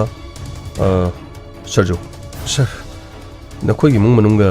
ꯑꯗꯨꯒ ꯄꯥꯔꯤꯒ ꯌꯥꯅꯗꯕ ꯁꯥꯔ ꯑꯗꯨꯒꯨꯝꯕꯗꯤ ꯑꯃꯠꯇ ꯂꯩꯇꯦ ꯅꯕꯨꯡ ꯅꯧꯄꯥ ꯀꯩꯔꯣꯜ ꯂꯩꯀꯥꯏ ꯅꯠꯇ꯭ꯔꯒꯅ ꯅꯈꯣꯏꯅꯤꯒꯤ ꯃꯔꯤꯗ ꯌꯦꯠꯄ ꯁꯥꯔ ꯑꯗꯨꯒꯨꯝꯕ ꯀꯅꯥ ꯑꯃꯠꯇ ꯂꯩꯇꯦ ꯁꯥꯔ ꯑꯦꯅꯤꯋꯦ ꯑꯗꯨꯗꯤ ꯀꯅꯥꯅ ꯃꯥꯕꯨ ꯀꯔꯤꯒꯤꯗꯃꯛꯇ ꯐꯥꯖꯤꯟꯕꯗꯤ ꯑꯣꯏꯒꯗꯕꯅꯤ ꯇꯁꯦꯡꯅ ꯂꯛꯅꯕ ꯑꯣꯏꯔꯒꯗꯤ ꯅꯨꯄꯤ ꯑꯃꯒ ꯄꯨꯟꯅ ꯐꯥꯖꯤꯜꯂꯦ ꯍꯥꯏꯕꯒꯨꯝꯁꯨ ꯇꯧꯏ ꯂꯣꯏꯔꯛꯄꯗ ꯅꯨꯄꯥ ꯑꯃꯒꯤ ꯈꯣꯟꯖꯦꯜꯁꯨ ꯇꯥꯔꯤ ꯃꯗꯨꯅꯗꯤ ꯇꯧꯁꯤꯟꯅꯕ ꯍꯥꯏꯖꯤꯟꯅꯕꯗꯤ ꯃꯥꯟꯗ꯭ꯔꯦ ꯑꯦꯅꯤꯋꯦ ꯉꯝꯃꯩ ꯁꯥꯔ ꯁꯟꯇꯣꯁ ꯁꯥꯔ ꯑꯀꯣꯏꯕꯁꯤ ꯆꯪꯉ ꯑꯝꯇ ꯌꯦꯡꯉꯨ ꯐꯅꯤ ꯁꯥꯔ ꯕꯤꯃꯣ ꯁꯥꯔ ꯆꯪꯁꯤꯜꯂꯣ ꯃꯅꯤꯡ ꯃꯌꯥꯒꯥꯏꯁꯦ ꯑꯃ ꯆꯪꯁꯤꯜꯂꯣ ꯔꯥꯍꯨꯜ ꯐꯅꯤ ꯁꯥꯔ ꯀꯔꯤꯅꯣꯅꯦ ꯏꯆꯦꯛ ꯆꯤꯛꯑꯒ ꯃꯐꯝ ꯑꯁꯤꯗꯕꯨ ꯂꯥꯛꯏꯕ꯭ꯔꯥ ꯂꯥꯛꯇ꯭ꯔꯤꯕ꯭ꯔꯥ ꯀꯩꯅꯣ ꯅꯝꯕꯔ ꯈꯪꯗꯦ ꯁꯤꯗꯤ ꯄꯥꯏꯈꯠꯂꯣ ꯍꯜꯂꯣ ꯑꯩꯅꯦ ꯇꯥꯕ꯭ꯔꯥ ꯁꯥꯔ ꯑꯩꯅꯦ ꯀꯩꯅꯣ ꯐꯣꯟ ꯇꯧꯔꯦ ꯑꯝꯇ ꯉꯥꯏꯈꯣ ꯁꯥꯔ ꯁꯤꯗ ꯉꯥꯏꯈꯣ ꯇꯨꯃꯤꯟ ꯂꯩꯈꯣ ꯇꯧ ꯂꯥꯎꯠ ꯁ꯭ꯄꯤꯀꯔ ꯇꯧ ꯐꯅꯤ ꯁꯥꯔ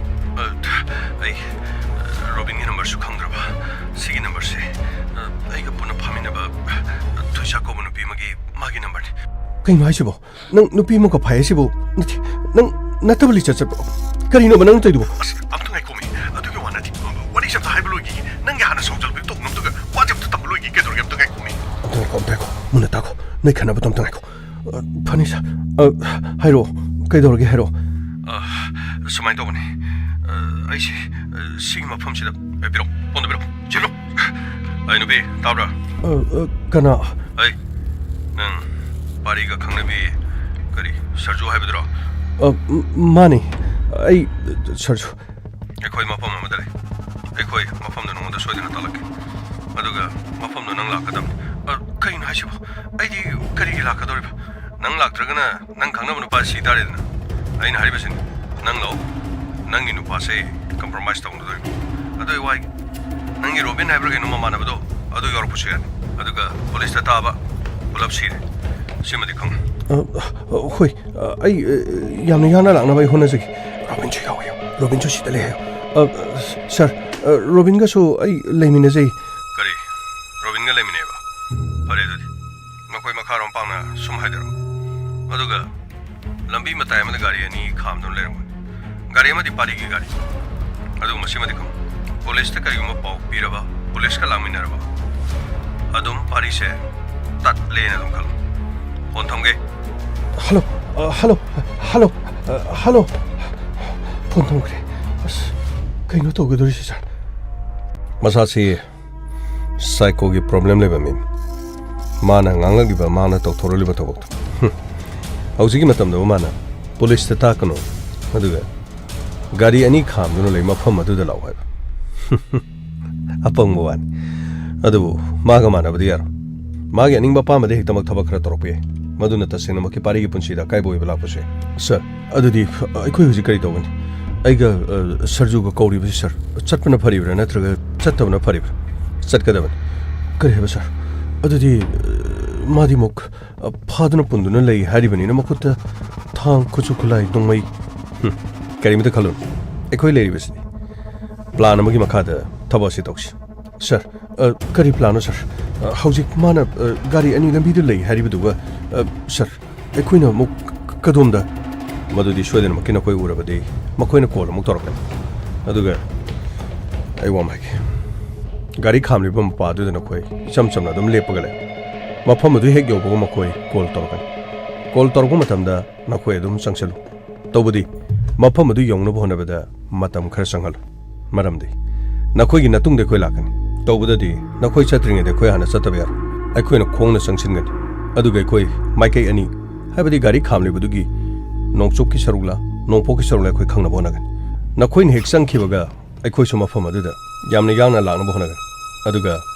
ꯅꯥꯀꯟ ꯑꯃꯗꯅ ꯑꯩꯈꯣꯏꯒꯤ ꯃꯤ ꯂꯩꯒꯅꯤ ꯀꯔꯤꯒꯨꯝꯕ ꯑꯩꯈꯣꯏꯅ ꯍꯥꯏꯅꯤꯡꯕ ꯂꯩꯔꯁꯨ ꯅꯪꯒꯤ ꯐꯣꯟ ꯑꯗꯣ ꯅꯈꯣꯏ ꯋꯥꯔꯤ ꯍꯦꯛ ꯁꯥꯟꯅꯈꯤꯕ ꯃꯇꯨꯡꯗꯒꯤ ꯅꯪꯒꯤ ꯐꯣꯟ ꯑꯗꯨ ꯃꯍꯥꯛꯅ ꯄꯥꯏꯁꯤꯟꯈꯤꯕꯁꯨ ꯌꯥꯏ ꯄꯥꯏꯁꯤꯟꯗ꯭ꯔꯒꯗꯤ ꯐꯣꯟ ꯑꯗꯨ ꯁꯥꯏꯂꯦꯟꯇ ꯊꯝꯃꯨ ꯑꯗꯨꯒ ꯍꯥꯏꯅꯤꯡꯕ ꯂꯩꯔꯕꯁꯨ ꯇꯟꯖꯥ ꯐꯪꯂꯕꯗꯤ ꯇꯦꯛꯁꯇ ꯑꯗꯨꯝ ꯍꯥꯏꯔꯛꯄ ꯌꯥꯏ ꯃꯗꯨ ꯈꯛꯇ ꯅꯠꯇꯅ ꯐꯣꯟ ꯑꯗꯨ ꯚꯣꯏꯁ ꯃꯦꯁꯦꯖ ꯑꯣꯏꯅ ꯑꯩꯈꯣꯏꯗ ꯍꯥꯏꯕ ꯅꯠꯇꯕ ꯅꯈꯣꯏꯅ ꯋꯥꯔꯤ ꯁꯥꯟꯅ ꯏꯪꯒꯤꯠ ꯄꯤꯕꯁꯨ ꯑꯩꯈꯣꯏꯗ ꯌꯥꯅꯤ ꯃꯗꯨꯅ ꯀꯔꯤꯒꯨꯝꯕ ꯈꯨꯗꯣꯡꯊꯤꯕ ꯊꯣꯛꯀꯗꯕꯗꯣ ꯃꯐꯝ ꯑꯗꯨꯗ ꯑꯩꯈꯣꯏꯅ ꯌꯥꯡꯅ ꯂꯥꯛꯄ ꯌꯥꯅꯅꯕꯒꯤꯗꯃꯛ ꯑꯗꯨꯒ ꯍꯤꯔꯝ ꯈꯨꯗꯤꯡꯃꯛ ꯊꯕꯛ ꯈꯨꯗꯤꯡꯃꯛ ꯀꯔꯤꯃꯇ ꯄꯥꯈꯠꯀꯅꯨ ꯅꯈꯣꯏꯒꯤ ꯃꯅꯥꯛ ꯑꯅꯛꯄꯗ ꯑꯩꯈꯣꯏ ꯂꯩꯔꯤ ꯍꯥꯏꯕ ꯈꯛ ꯀꯥꯎꯒꯅꯨ ꯀꯃꯣꯟ ꯆꯠꯅꯕ ꯇꯧꯁꯤ ꯁꯥꯔ ꯒꯥꯔꯤꯁꯤꯡ ꯑꯁꯤꯗꯤ ꯒꯥꯔꯤꯁꯤꯡ ꯑꯗꯨ ꯄꯨꯔ ꯂꯥꯛꯎ ꯅꯈꯣꯏꯒꯤ ꯒꯥꯔꯤꯗꯤ ꯃꯈꯣꯏꯒꯤ ꯃꯅꯥꯛꯇ ꯈꯥꯝꯗꯕ ꯌꯥꯔꯣꯏ ꯑꯗꯨꯒ ꯑꯩꯈꯣꯏꯅ ꯑꯃꯨꯛ ꯒꯥꯔꯤꯁꯤ ꯈꯔ ꯃꯅꯥꯛ ꯅꯛꯁꯤꯜꯂꯛꯄꯗ ꯊꯝꯃꯝꯃꯒ ꯑꯩꯈꯣꯏ ꯈꯣꯡꯅ ꯌꯧꯁꯤꯜꯂꯛꯈꯤ ꯑꯗꯨꯒ ꯅꯈꯣꯏ ꯀꯥꯎꯒꯅꯨ ꯃꯈꯣꯏꯒꯤ ꯃꯐꯝ ꯑꯗꯨ ꯌꯧꯅꯅ ꯍꯣꯠꯅꯕꯗ ꯃꯇꯝ ꯈꯔ ꯆꯪꯍꯟꯒꯗꯕꯅꯤ ꯐꯅꯤ ꯁꯥꯔ ꯁꯥꯔ ꯈꯨꯗꯣꯡꯊꯤꯕ ꯑꯃꯨꯛ ꯁꯥꯔꯖꯨ ꯀꯔꯤꯃꯇ ꯈꯜꯂꯨꯅꯨ ꯑꯩꯈꯣꯏ ꯌꯥꯎꯔꯤ ꯑꯩꯈꯣꯏꯕꯨ ꯊꯥꯖꯧ ꯐꯅꯤ ꯁꯥꯔ ꯂꯥꯛꯑꯣ ꯈꯔ ꯊꯨꯅ ꯆꯠꯅꯕ ꯇꯧꯁꯤ ꯂꯥꯛꯑꯣ ꯑꯉꯥꯡ ꯂꯥꯛꯑꯣ ꯐꯅꯤ ꯁꯥꯔ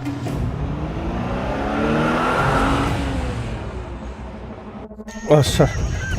ꯐꯣꯟ ꯇꯧꯈ꯭ꯔꯤꯗꯨ ꯁꯥꯔ ꯃꯈꯣꯏꯕꯨ ꯑꯃꯨꯛ ꯁꯣꯏꯗꯅ ꯂꯥꯛꯀꯗꯧꯖꯥꯠꯂ ꯁꯥꯔ ꯑꯗꯨꯗꯤ ꯂꯥꯛꯇ꯭ꯔꯒꯗꯤ ꯅꯪ ꯁꯤ ꯇꯥꯔꯦꯗꯅ ꯅꯪꯕꯨ ꯅꯨꯡꯁꯤꯔꯒꯗꯤ ꯁꯣꯏꯅ ꯂꯥꯛꯀꯅꯤ ꯅꯪ ꯅꯨꯡꯁꯤꯗ꯭ꯔꯒꯗꯤ ꯃꯣꯏ ꯁꯨꯡꯂꯥꯛ ꯂꯥꯛꯑꯔꯣꯏ ꯁꯥꯔ ꯀꯩꯒꯨꯝꯕ ꯂꯥꯛꯇ꯭ꯔꯒꯗꯤ ꯁꯥꯔ ꯑꯣꯟꯊꯣꯛꯅ ꯐꯒꯅꯤꯗ ꯁꯥꯔ ꯀꯔꯤꯒꯤꯅꯣ ꯅꯪꯒꯤ ꯁꯥꯏ ꯎꯁꯤꯠꯇ꯭ꯔꯤꯔꯣ ꯅꯠꯇꯦ ꯁꯥꯔ ꯁꯥꯔꯗꯤ ꯅꯣꯡꯃꯩꯁꯨ ꯄꯥꯏ ꯁꯥꯔꯅ ꯇꯧꯒꯦꯗ ꯍꯣꯔꯦꯟ ꯑꯃꯨꯛ ꯁꯥꯔ ꯄꯨꯝꯅꯃꯛꯇꯨ ꯅꯪꯒꯤ ꯀꯥꯗ ꯂꯥꯛꯄꯗꯗꯤ ꯅꯪ ꯅꯊꯋꯥꯏꯗꯤ ꯅꯨꯡꯉꯥꯏꯔꯝꯃꯣꯏꯅꯦ ꯅꯪꯅ ꯑꯩꯒꯤ ꯅꯨꯄꯤꯁꯤ ꯅꯪꯒꯤ ꯒꯥꯔꯤꯗ ꯍꯥꯞꯆꯜꯂꯒ ꯄꯨꯕꯗꯨꯗ ꯑꯩ ꯀꯔꯤ ꯈꯜꯂꯝꯒꯅꯤ ꯑꯩꯅ ꯈꯥꯝꯃꯣ ꯍꯥꯏꯕ ꯃꯇꯝꯗ ꯅꯪ ꯈꯥꯝꯈꯤꯕ꯭ꯔꯣ ꯍꯥꯏꯌꯨꯅꯦ ꯑꯩꯅ ꯈꯥꯝꯃꯣ ꯍꯥꯏꯕ ꯃꯇꯝꯗ ꯅꯪ ꯈꯥꯝꯈꯤꯕ꯭ꯔꯕ ꯁꯥꯔ ꯑꯗꯨꯗꯤ ꯅꯨꯄꯤꯁꯤꯅꯁꯨ ꯃꯥ ꯈꯥꯝꯒꯅꯨ ꯑꯗꯨꯝ ꯍꯥꯏ ꯁꯥꯔ ꯁꯥꯔꯅ ꯅꯣꯡꯃꯩꯅ ꯀꯥꯞꯄ ꯍꯥꯠꯀꯅꯤ ꯊꯦꯡꯅꯔꯕ ꯃꯐꯝꯗ ꯁꯣꯏꯗꯅ ꯍꯥꯠꯈꯤꯅꯤꯅ ꯃꯥꯅ ꯑꯩꯉꯣꯟꯗ ꯍꯥꯏꯅꯤ ꯁꯥꯔ ꯊꯥꯖꯗ꯭ꯔ ꯃꯉꯣꯟꯗ ꯑꯝꯇ ꯍꯪꯕꯤꯌꯨ ꯁꯥꯔ ꯃꯗꯨ ꯄꯨꯝꯅꯃꯛꯇꯨ ꯑꯁꯦꯡꯕ ꯂꯣꯏꯅ ꯈꯪꯉꯨ ꯀꯔꯤ ꯁꯔꯖꯨ ꯍꯥꯏꯕ ꯅꯠꯇ꯭ꯔꯣ ꯃꯥꯅꯤ ꯁꯥꯔ ꯁꯔꯖꯨ ꯂꯥꯛꯑꯗꯤ ꯅꯪꯒꯤ ꯄꯨꯟꯁꯤꯗ ꯑꯇꯣꯞꯄ ꯅꯨꯄꯤ ꯍꯥꯏꯕꯗꯤ ꯊꯣꯏꯁꯥꯒ ꯃꯔꯤ ꯂꯩꯅꯕꯒꯤ ꯄꯥꯎ ꯃꯃꯥꯡ ꯇꯥꯈꯤꯕ꯭ꯔꯥ ꯅꯠꯇ꯭ꯔꯒ ꯅꯪ ꯁꯤ ꯀꯔꯝꯕ ꯂꯤꯁꯇ ꯆꯠꯄ ꯃꯤꯅꯣ ꯃꯥꯅ ꯑꯁꯦꯡꯕ ꯈꯔꯗꯤ ꯁꯣꯏ ꯍꯥꯏꯔꯅꯤꯗꯅ ꯌꯦꯡꯕ ꯇꯥꯔꯦ ꯉꯁꯤꯗꯤ ꯅꯪ ꯑꯔꯣꯏꯕ ꯍꯥꯏꯗꯨ ꯑꯣꯏꯇꯥꯕꯅꯤꯅꯦ ꯁꯥꯔ कहीं ना भी जीरो सर कौरो ना कौरे फोन से नंबर लोग तो सर याम वाना सर नसाइदी कैसे तो रह देने सर ऐ चबे चबे चबे जब गांगी ने नंग नहीं वो कोक शान मनी नंग नहीं कोक शान मरे तो सर आई ना खाम सर तुम तो लाखों गाड़ी में सु खाम बसु याद सर सर ने इंगों तो लोई ना था ना भी सिबो ऐ नंग नंग वाय हम नंगा ngasai ki phuri ba namai si loina kai na hi ga tari jin khang dina sir si or di sir chum kuiru ga sir takal kirak ti yore sir masi tin ma masi sir hatoro na haluro si aina pari si phagi ra sa pani at padi halai roina nangi nuksina bidin pidula kisano nang khanghan ngane bai aina haibada yadaba thoicha aduga aina khamu haiba yadaba pari nakhoi ni kari mari leni nakhoi ni ki kari plan aina sasi haibada thoicha na yadaba gi maram na kari nakhoi ni ngai narga mafam amada chena na bagi tawra na taga sir adu gamna sana thomoi picture video bu kari no sir ai ingeni yemuni tagena tabne sir sana phu du mai mi pangjan bada hoji akon mai phu du sir इसा तो करीब तो पाले भी खंग रहे sir बंगना तुम सकतन ले रहे सर सर यार वो आ रहे सर हर के गा तो पिरो सर तो रिश्यों को नंग ये वो शित भी गानी ने नंग रखो नहीं hello row hello row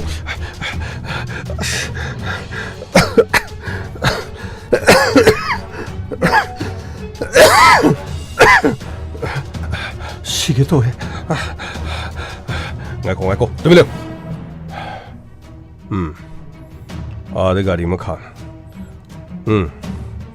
Gari si manak to makoi ni le. Phone tok se laga kaura ga yanga ke. Okay, ring chale. Payu ne. Hello. Sir. Lao, som da lo. Nok chom lo thang ba sai da. Adu gi khong lam bim lai do. Ada chom na lo. Chom. Hey. कहीं no नुपा जिंग side पक्थे दु कहीं no गाड़ी मराक तो पक्थे कहीं no मा लाख को वारे ना करी चिंग बो कादरी वारे दी करी होगलो फोन तो पालो से फोन पालो सर चोमना दुम कागलो सर कोई बो मफम से को दर से सर यार गदी पारी दम पूरा का चसा करगी कोई मखा संगा जरगा सर पारी दम थादो फिरो यार रोइथ्रो Hey, pari ga wari stay the confession to goda balai ne. Kakalo. Nakhoi ke sunar alai. Nakhoi de khud thagadam na. Kakalo. Kamai to me. Lo, adum chana batak se. Kashi tor. Police ma phom se loin lai. Sigi police na tala pe matungin. Gari semadi. Aina pham maning sakase. Nuksit loin na thadokre. Kari no nuksit thadoi do. Police na hare pani. नुचे चलोई थादो है करी तो दोनों खंगती चलो अदुदी तबना काका चलो हौजिते नंगी सरजोजो चिंग मथक से कारे असेंग बसु मदु खंग सर करी बो काना देनो दा सर आइगा थुइसा गदिंग सिगा त थिंगना सर ना तु यामना थाजा बिदि दुबो सर हाइदि हेबे वानी सर गा थुइसा ग नुसी नै नाइ सर तो वारंग मनी सर करी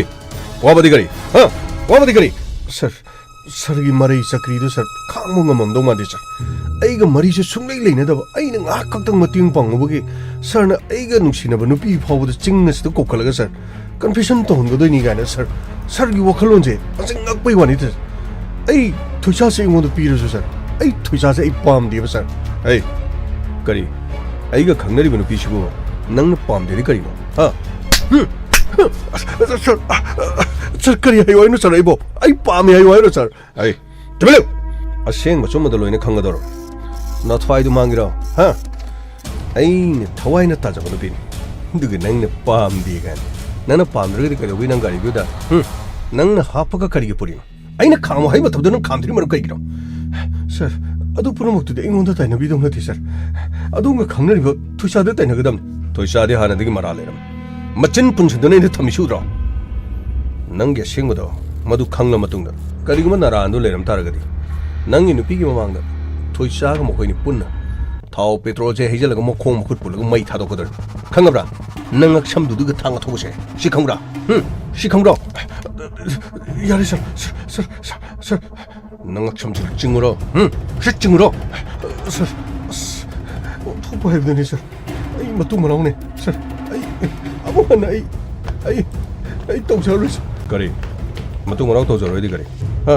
matu marau tawjaroi di kaino nang kari tawgrage nang kari tawgrage sir ai na habdi gari matu marau khamo hai matam dai dum khamjarani aduga ai lambi de sunai nupi batai gari da habaga pujaro hai jabani sir phare lani makhoi yokle oh lao bima somda oh lao sarobin somda la somda 싫어. 아이고 싫어 거기 뭐. 아이. 샤이다 좀 때문에. 너 거기 폴리스 다 보라 딱다 보라. 서. 폴리스 디 거기 딱 저런. 아이. 너무 너 보이스 메시지 타그리더디. 아. 능 펑이나 들어. 너 거기 분절이 지가 많이 더구나. 서. 이거 숨 서주가 튕나 보니. 단자도도 꼴락거든요. 막 파잖아 기면 서. nang police ta ke senge ko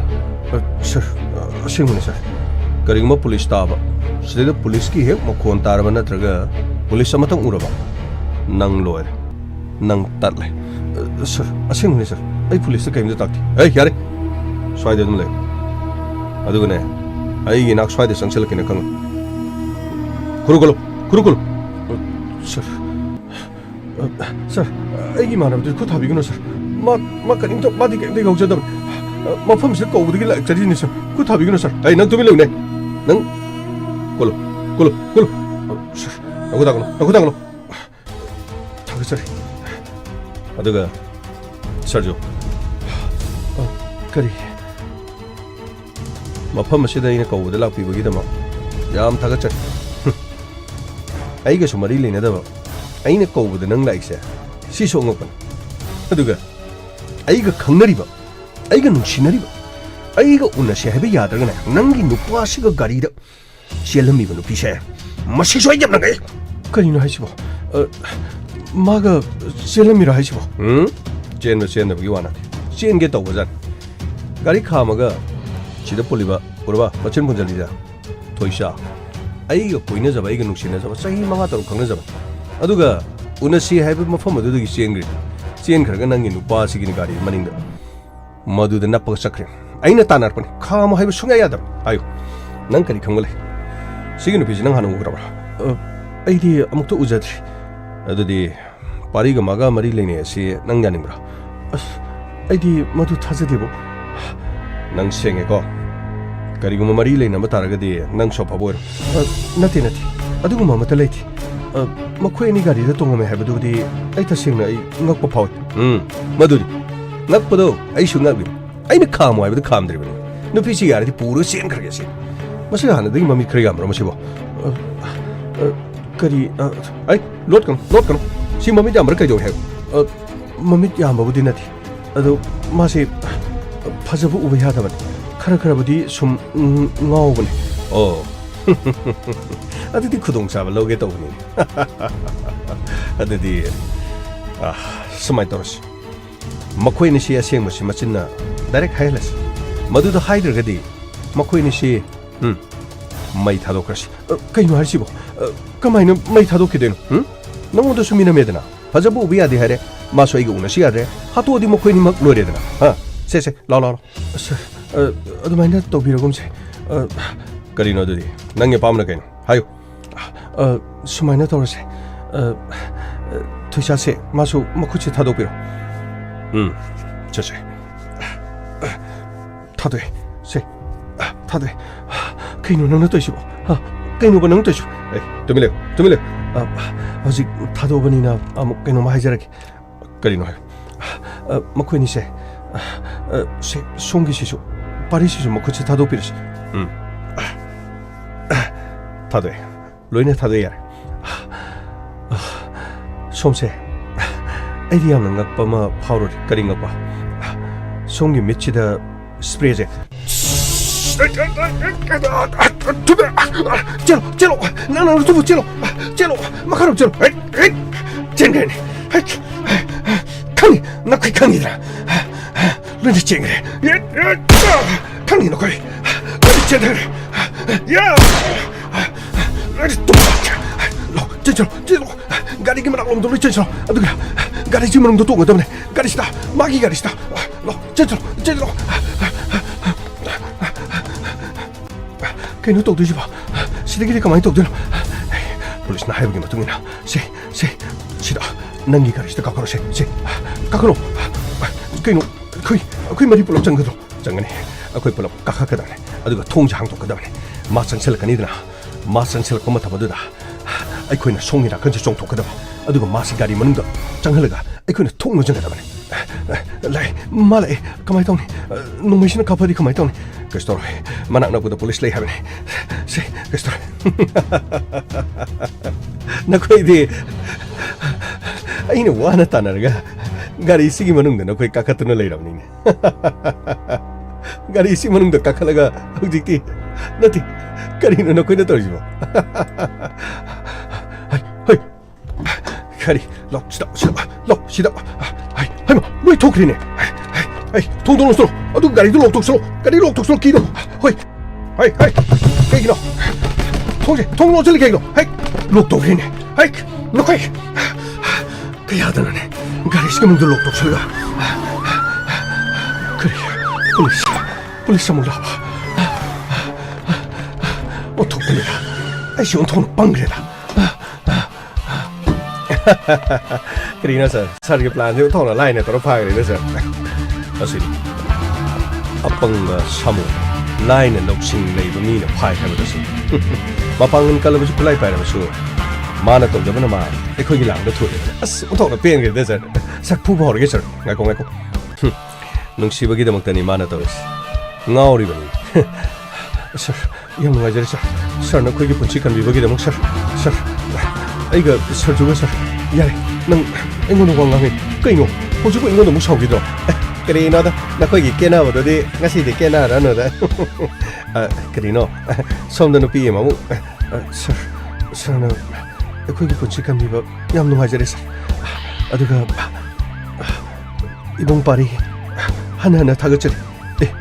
저자 시리 가슈나테다. 목콕 작품을 파하마되게 애기 punchi bukan biba hani alita. Sir, yaragini ma jail da dum thambiyo sir. Ma amuk thorok labad engona muk phal tarakani sir. Kare so khalona dai san. Matung manao de kare no isan ni maming phaw kauna na kare no gangwai aina dum tang jara da bani si de kare so khanbiro na sir. Adu di chat bana barni ne sir. Nanai gi kare no कार्यक्रम mathang pakthok na pagada male sir. Yare chalo. Thongna ma dokshi. Thani sir. Lakro mayam lakro.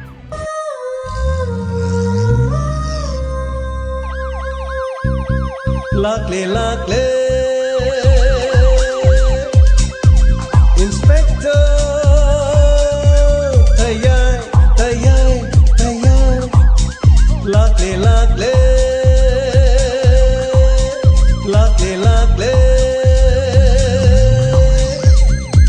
Inspector Tayay Uthanaba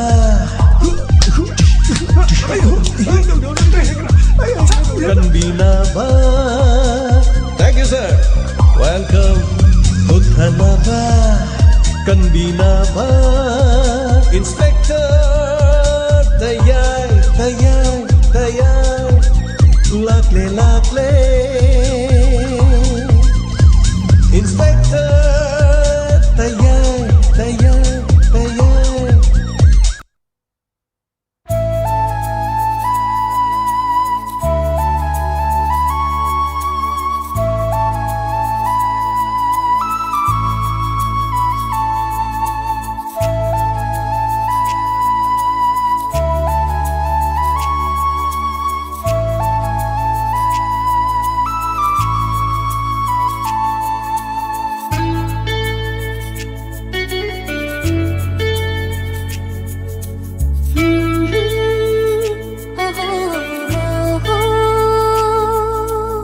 Shin bire nang naibu nangi nanakta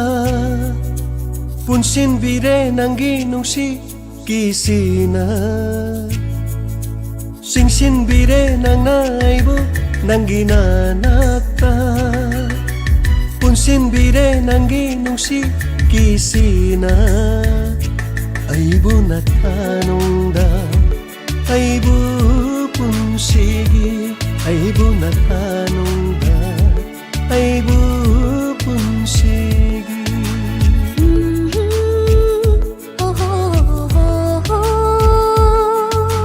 singsinbire nang naibo nangi nanakta punsinbire nangi nungsi kisina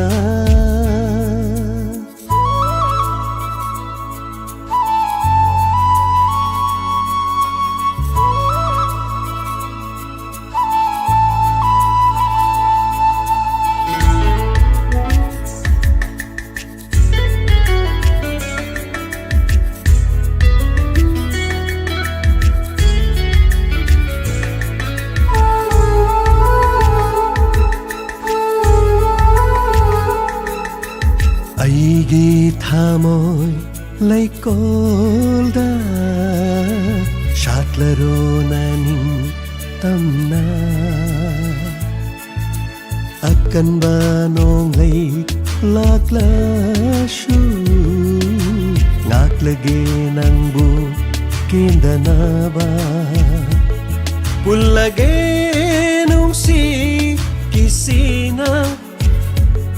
aigi hangla batamoy laikolda pullage chetna punsigi lingdanaba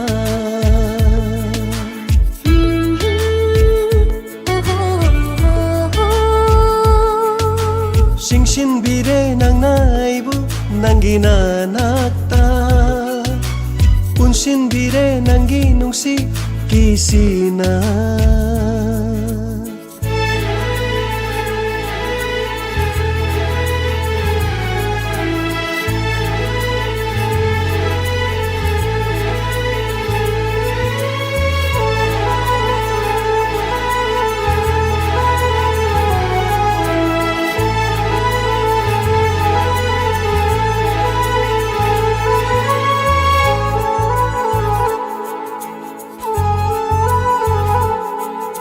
la la la la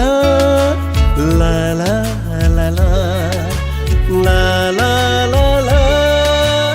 la la la la sumhat pire nangi mitjena lot na yeng ba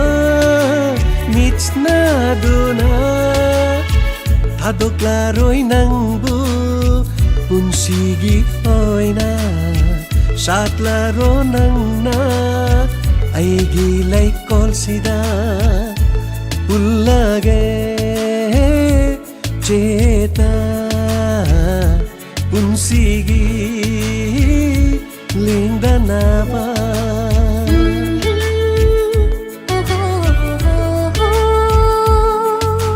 singsinbire nang naibo nangi nanakta punsinbire nangi nungsi kisina aibo natanongda aibo punsigi aibo natanongda aibo punsigi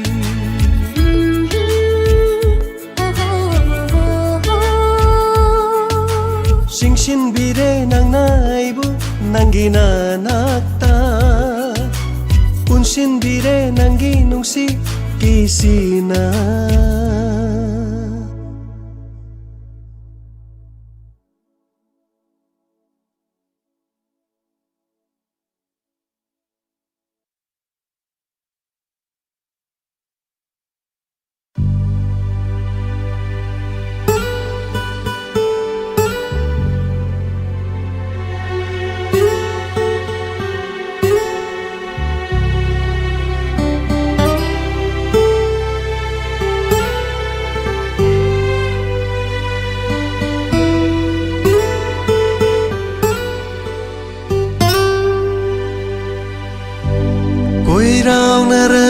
misna Thajabungam jabi maitho Koi rao narabi misna Thajabungam jabi maitho Kayada ninti jariba Kayada ninti jariba Koi rao narabi misna Thajabungam jabi maitho Koi rao narabi misna Thajabungam jabi maitho Kayada ninti jariba Kayada ninti jariba Laklo ne nangbu aige inaksida Laklo ne nangbu aige inaksida Momo noklo Kayada ninti jariba Kayada ninti jariba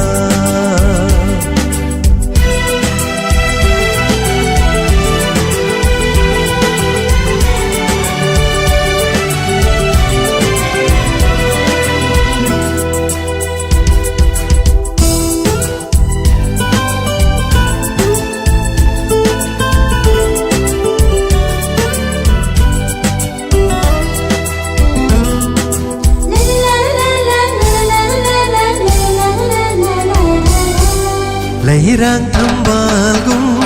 ning jabi maitho angang ba leirangum tangang la chimba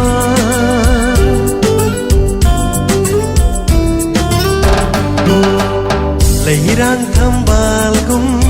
ning jabi maitho angang ba leirangum tangang la chimba malangi shahumda nangi shamlangna Hai na hum na chat pado ipom nai na malangi shahum da nangi shamlang na Hai na hum na chat pado ipom nai na Ying bagi pende ning tibi shatam nangi na tau uruba thamoy shina Koi rao na bimisna Thajabungam jabi maitho Koi rao nabi misna Thajabungam jabi maitho Kayada ninti jariba Kayada ninti jariba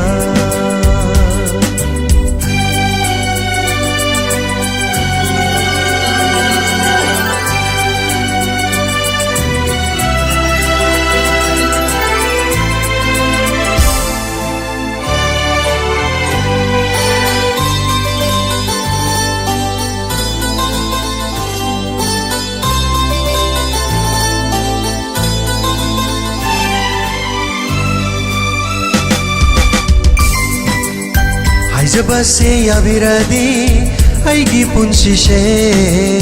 kathok sagi na phamda punsi chupa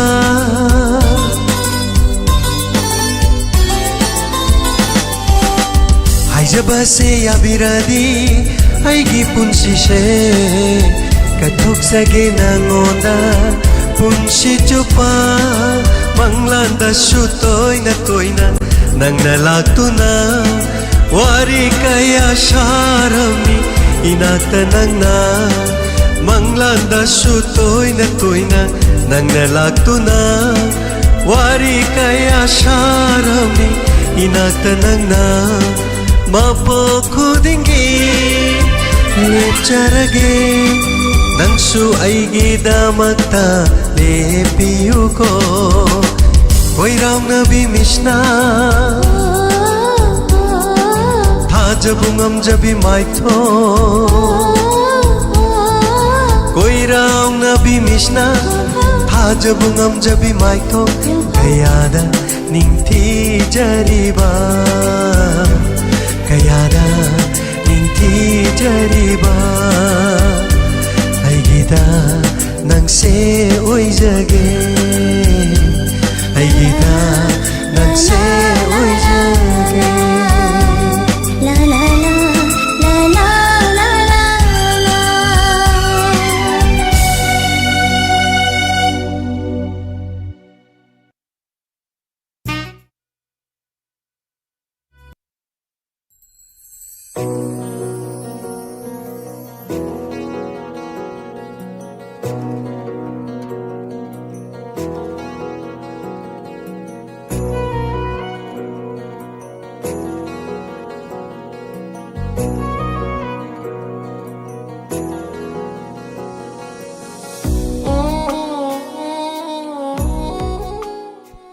Hanana Tagachari ngasi gilantok chari ba inspector te gi hanjin ba episode lising amaga kuntaret ngasi gitangkakta lamlan bi tangka asigina ni suba sarukni mamna taviriba mamna pibirak liba feedback amadi comment sing tanak na pazuge mangoina na tongan tongan ba platform sing de konjel oina amadi visual oina saruk yaviriba kuding mag hanana Tagachari Ngasigi live set pibirak pa feedback amadi comment sing tanak na pazuri Madam Sana Tombi ningtawjam Tagachari wari si fazai haina takpirei Madam Kuraizum Mami Devi Tagachari lamlan bi 2 wari su fazai isai su fazai haina takpirei Paung Jayanta Kumar hanana Tagachari wari si taraga tayaivu hanana Tagachari wari si yamna fazaki haina takpirei Paung Jayanta once again Tagachari Madam Savita Nauroibam Tagachari Madam Susila Okram Madam Mani Tombi Asem Tagachari Madam Busu Sana Tomba Ningtawjam Tagachari Tauram sida saruk yabirakpa haini ai leitana Tagachari haina takpirei Madam Kuraizum Mami Madam Mani Tombi Asem Tagachari Tauram saruk yabirakpa mafung fan biri bakuding mak Madam Susila Okram Madam Busu Taram Nokchari Madam Romita Sanasam Madam Sanjanbam Ananti Tagachari Madam Busu Imai Bem Holding Tokong Nachana Hanana Tagachari Tauram sida saruk yabirakpa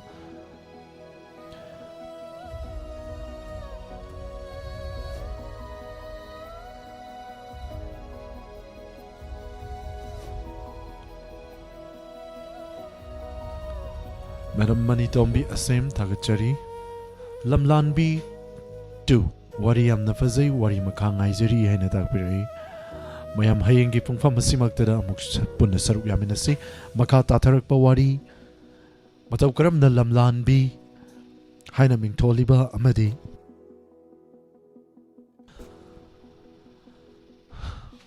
wari asina karamba ithil mayamda piriba amuk loiba fawba saruk yaminaduna lawminasi Madam Kuraizum Mami mai bem holding tokong kuring makwanana Tagachari Sir Mangal Guru Mayum Tagachari Madam Sanjam Ibemcha Taram Nokchari Paung Jayanta Nauna Pibirak Pasing Mabi Mola Koncham Tagachari Madam Bino Konjengbam Tagachari Tauram sida saruk yabirakpa Madam Huidrom Nungsi Tombi wari su yamna fazai aduga isai yamna fazai sarbu Tagachari haina takpirei kuring mapuhanana Tagachari Madam Tombi Sana Sanjrembam wari siam fazai haina haibirei kuring mapu Tagachari patok chabada chita nantaba yauragasu mayamna waro ubidanaba mayamda nolukchari Madam Kunje Sori Oinam Tagachari Sir Ningtawjam Toiva Servisu Tagachari Tauram saruk yabirakpa loinana ngasigi Facebook Live ta saruk yabirakpa live chat ta thokpiraktuna comment pibirakpa sing tanak napazaki Marlina Tagachari Tauram saruk yabirakpa Haurungbam Asok Tagachari Tauram sida saruk yabirakpa yai Madam Sunita Oinam Aribam Radha Pyari Ramesh Chandra Kangembam Tagachari Tauram sida saruk yabirakpa sir wari sigi wari se taraga yam fazai nungsi pumnamukpu pumnamak pothajaribani yamna nungai fazai haina haibirei Madam Aribam Radha Pyari Kangujam Indra Sakhi Tagachari Sir James pu wari yamna fazaki haina takpirei Madam Premi TH Tagachari PH Amir Khan Tagachari loinana Lantok Chariba 90.0 Wahong Radio gi Tauramgi Maka Chathajarakpada Atenba break amagi majong mayam puna saruk yamina singi matangi pace ta lakpiu kanana ngami yangnasi hariba tawong hariba tauram masina mayam bu kaurang tauram masina mayam bu kaurang na ngaijaramge leisure by staff sing gi tongan besaglon kaya ga loinana पुमनमक अमुक हन्ना 90.0 ना ngaijramgi mikuk khradangiri mayamdagi laptok chabagi yaba laujari पुमनमक अमुक हन्ना खुरुमजरी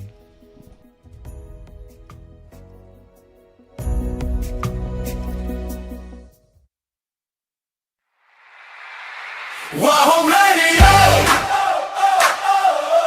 Wahong Radio!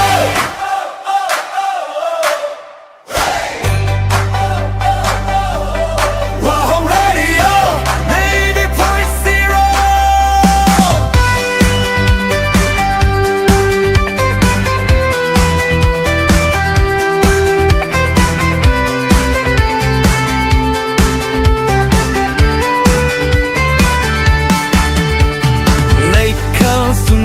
Shatlare kang lup kaya punlare etin pamore punnamaki awanungai pota pamni leita laira kaida ma tawai singi leikoni Wahong Radio Wahong Radio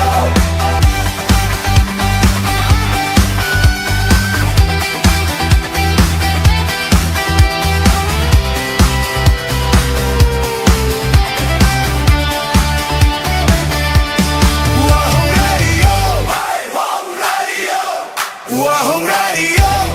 Wahong Radio, hey,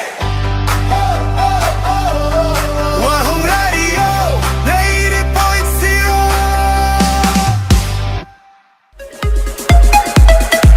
Nungairaba pauje Assam Downtown University Guwahati Panjariba Assam Downtown University Guwahati da tonga course singa tambining labadi ngasi makhudong chaba silobi Coursing adudi Agricultural Science and Technology, Physiotherapy and Rehabilitation, Engineering, Science, Nursing, Humanities and Social Science, Commerce and Management, Pharmaceutical Science, Computer Technology, Paramedical Science. Haribo coursing asigidama Manipur Office, Admission Office of Assam Downtown University, Babupara, Bosem Lerak, Imphal. Akopa Marol Gidama 9612709 Loinana 8575326215 Khudong Chaba Khara Panjarabada 95 PC Mathakta Laibusing 100% scholarship on semester fee 90% Mathakta Laibusingna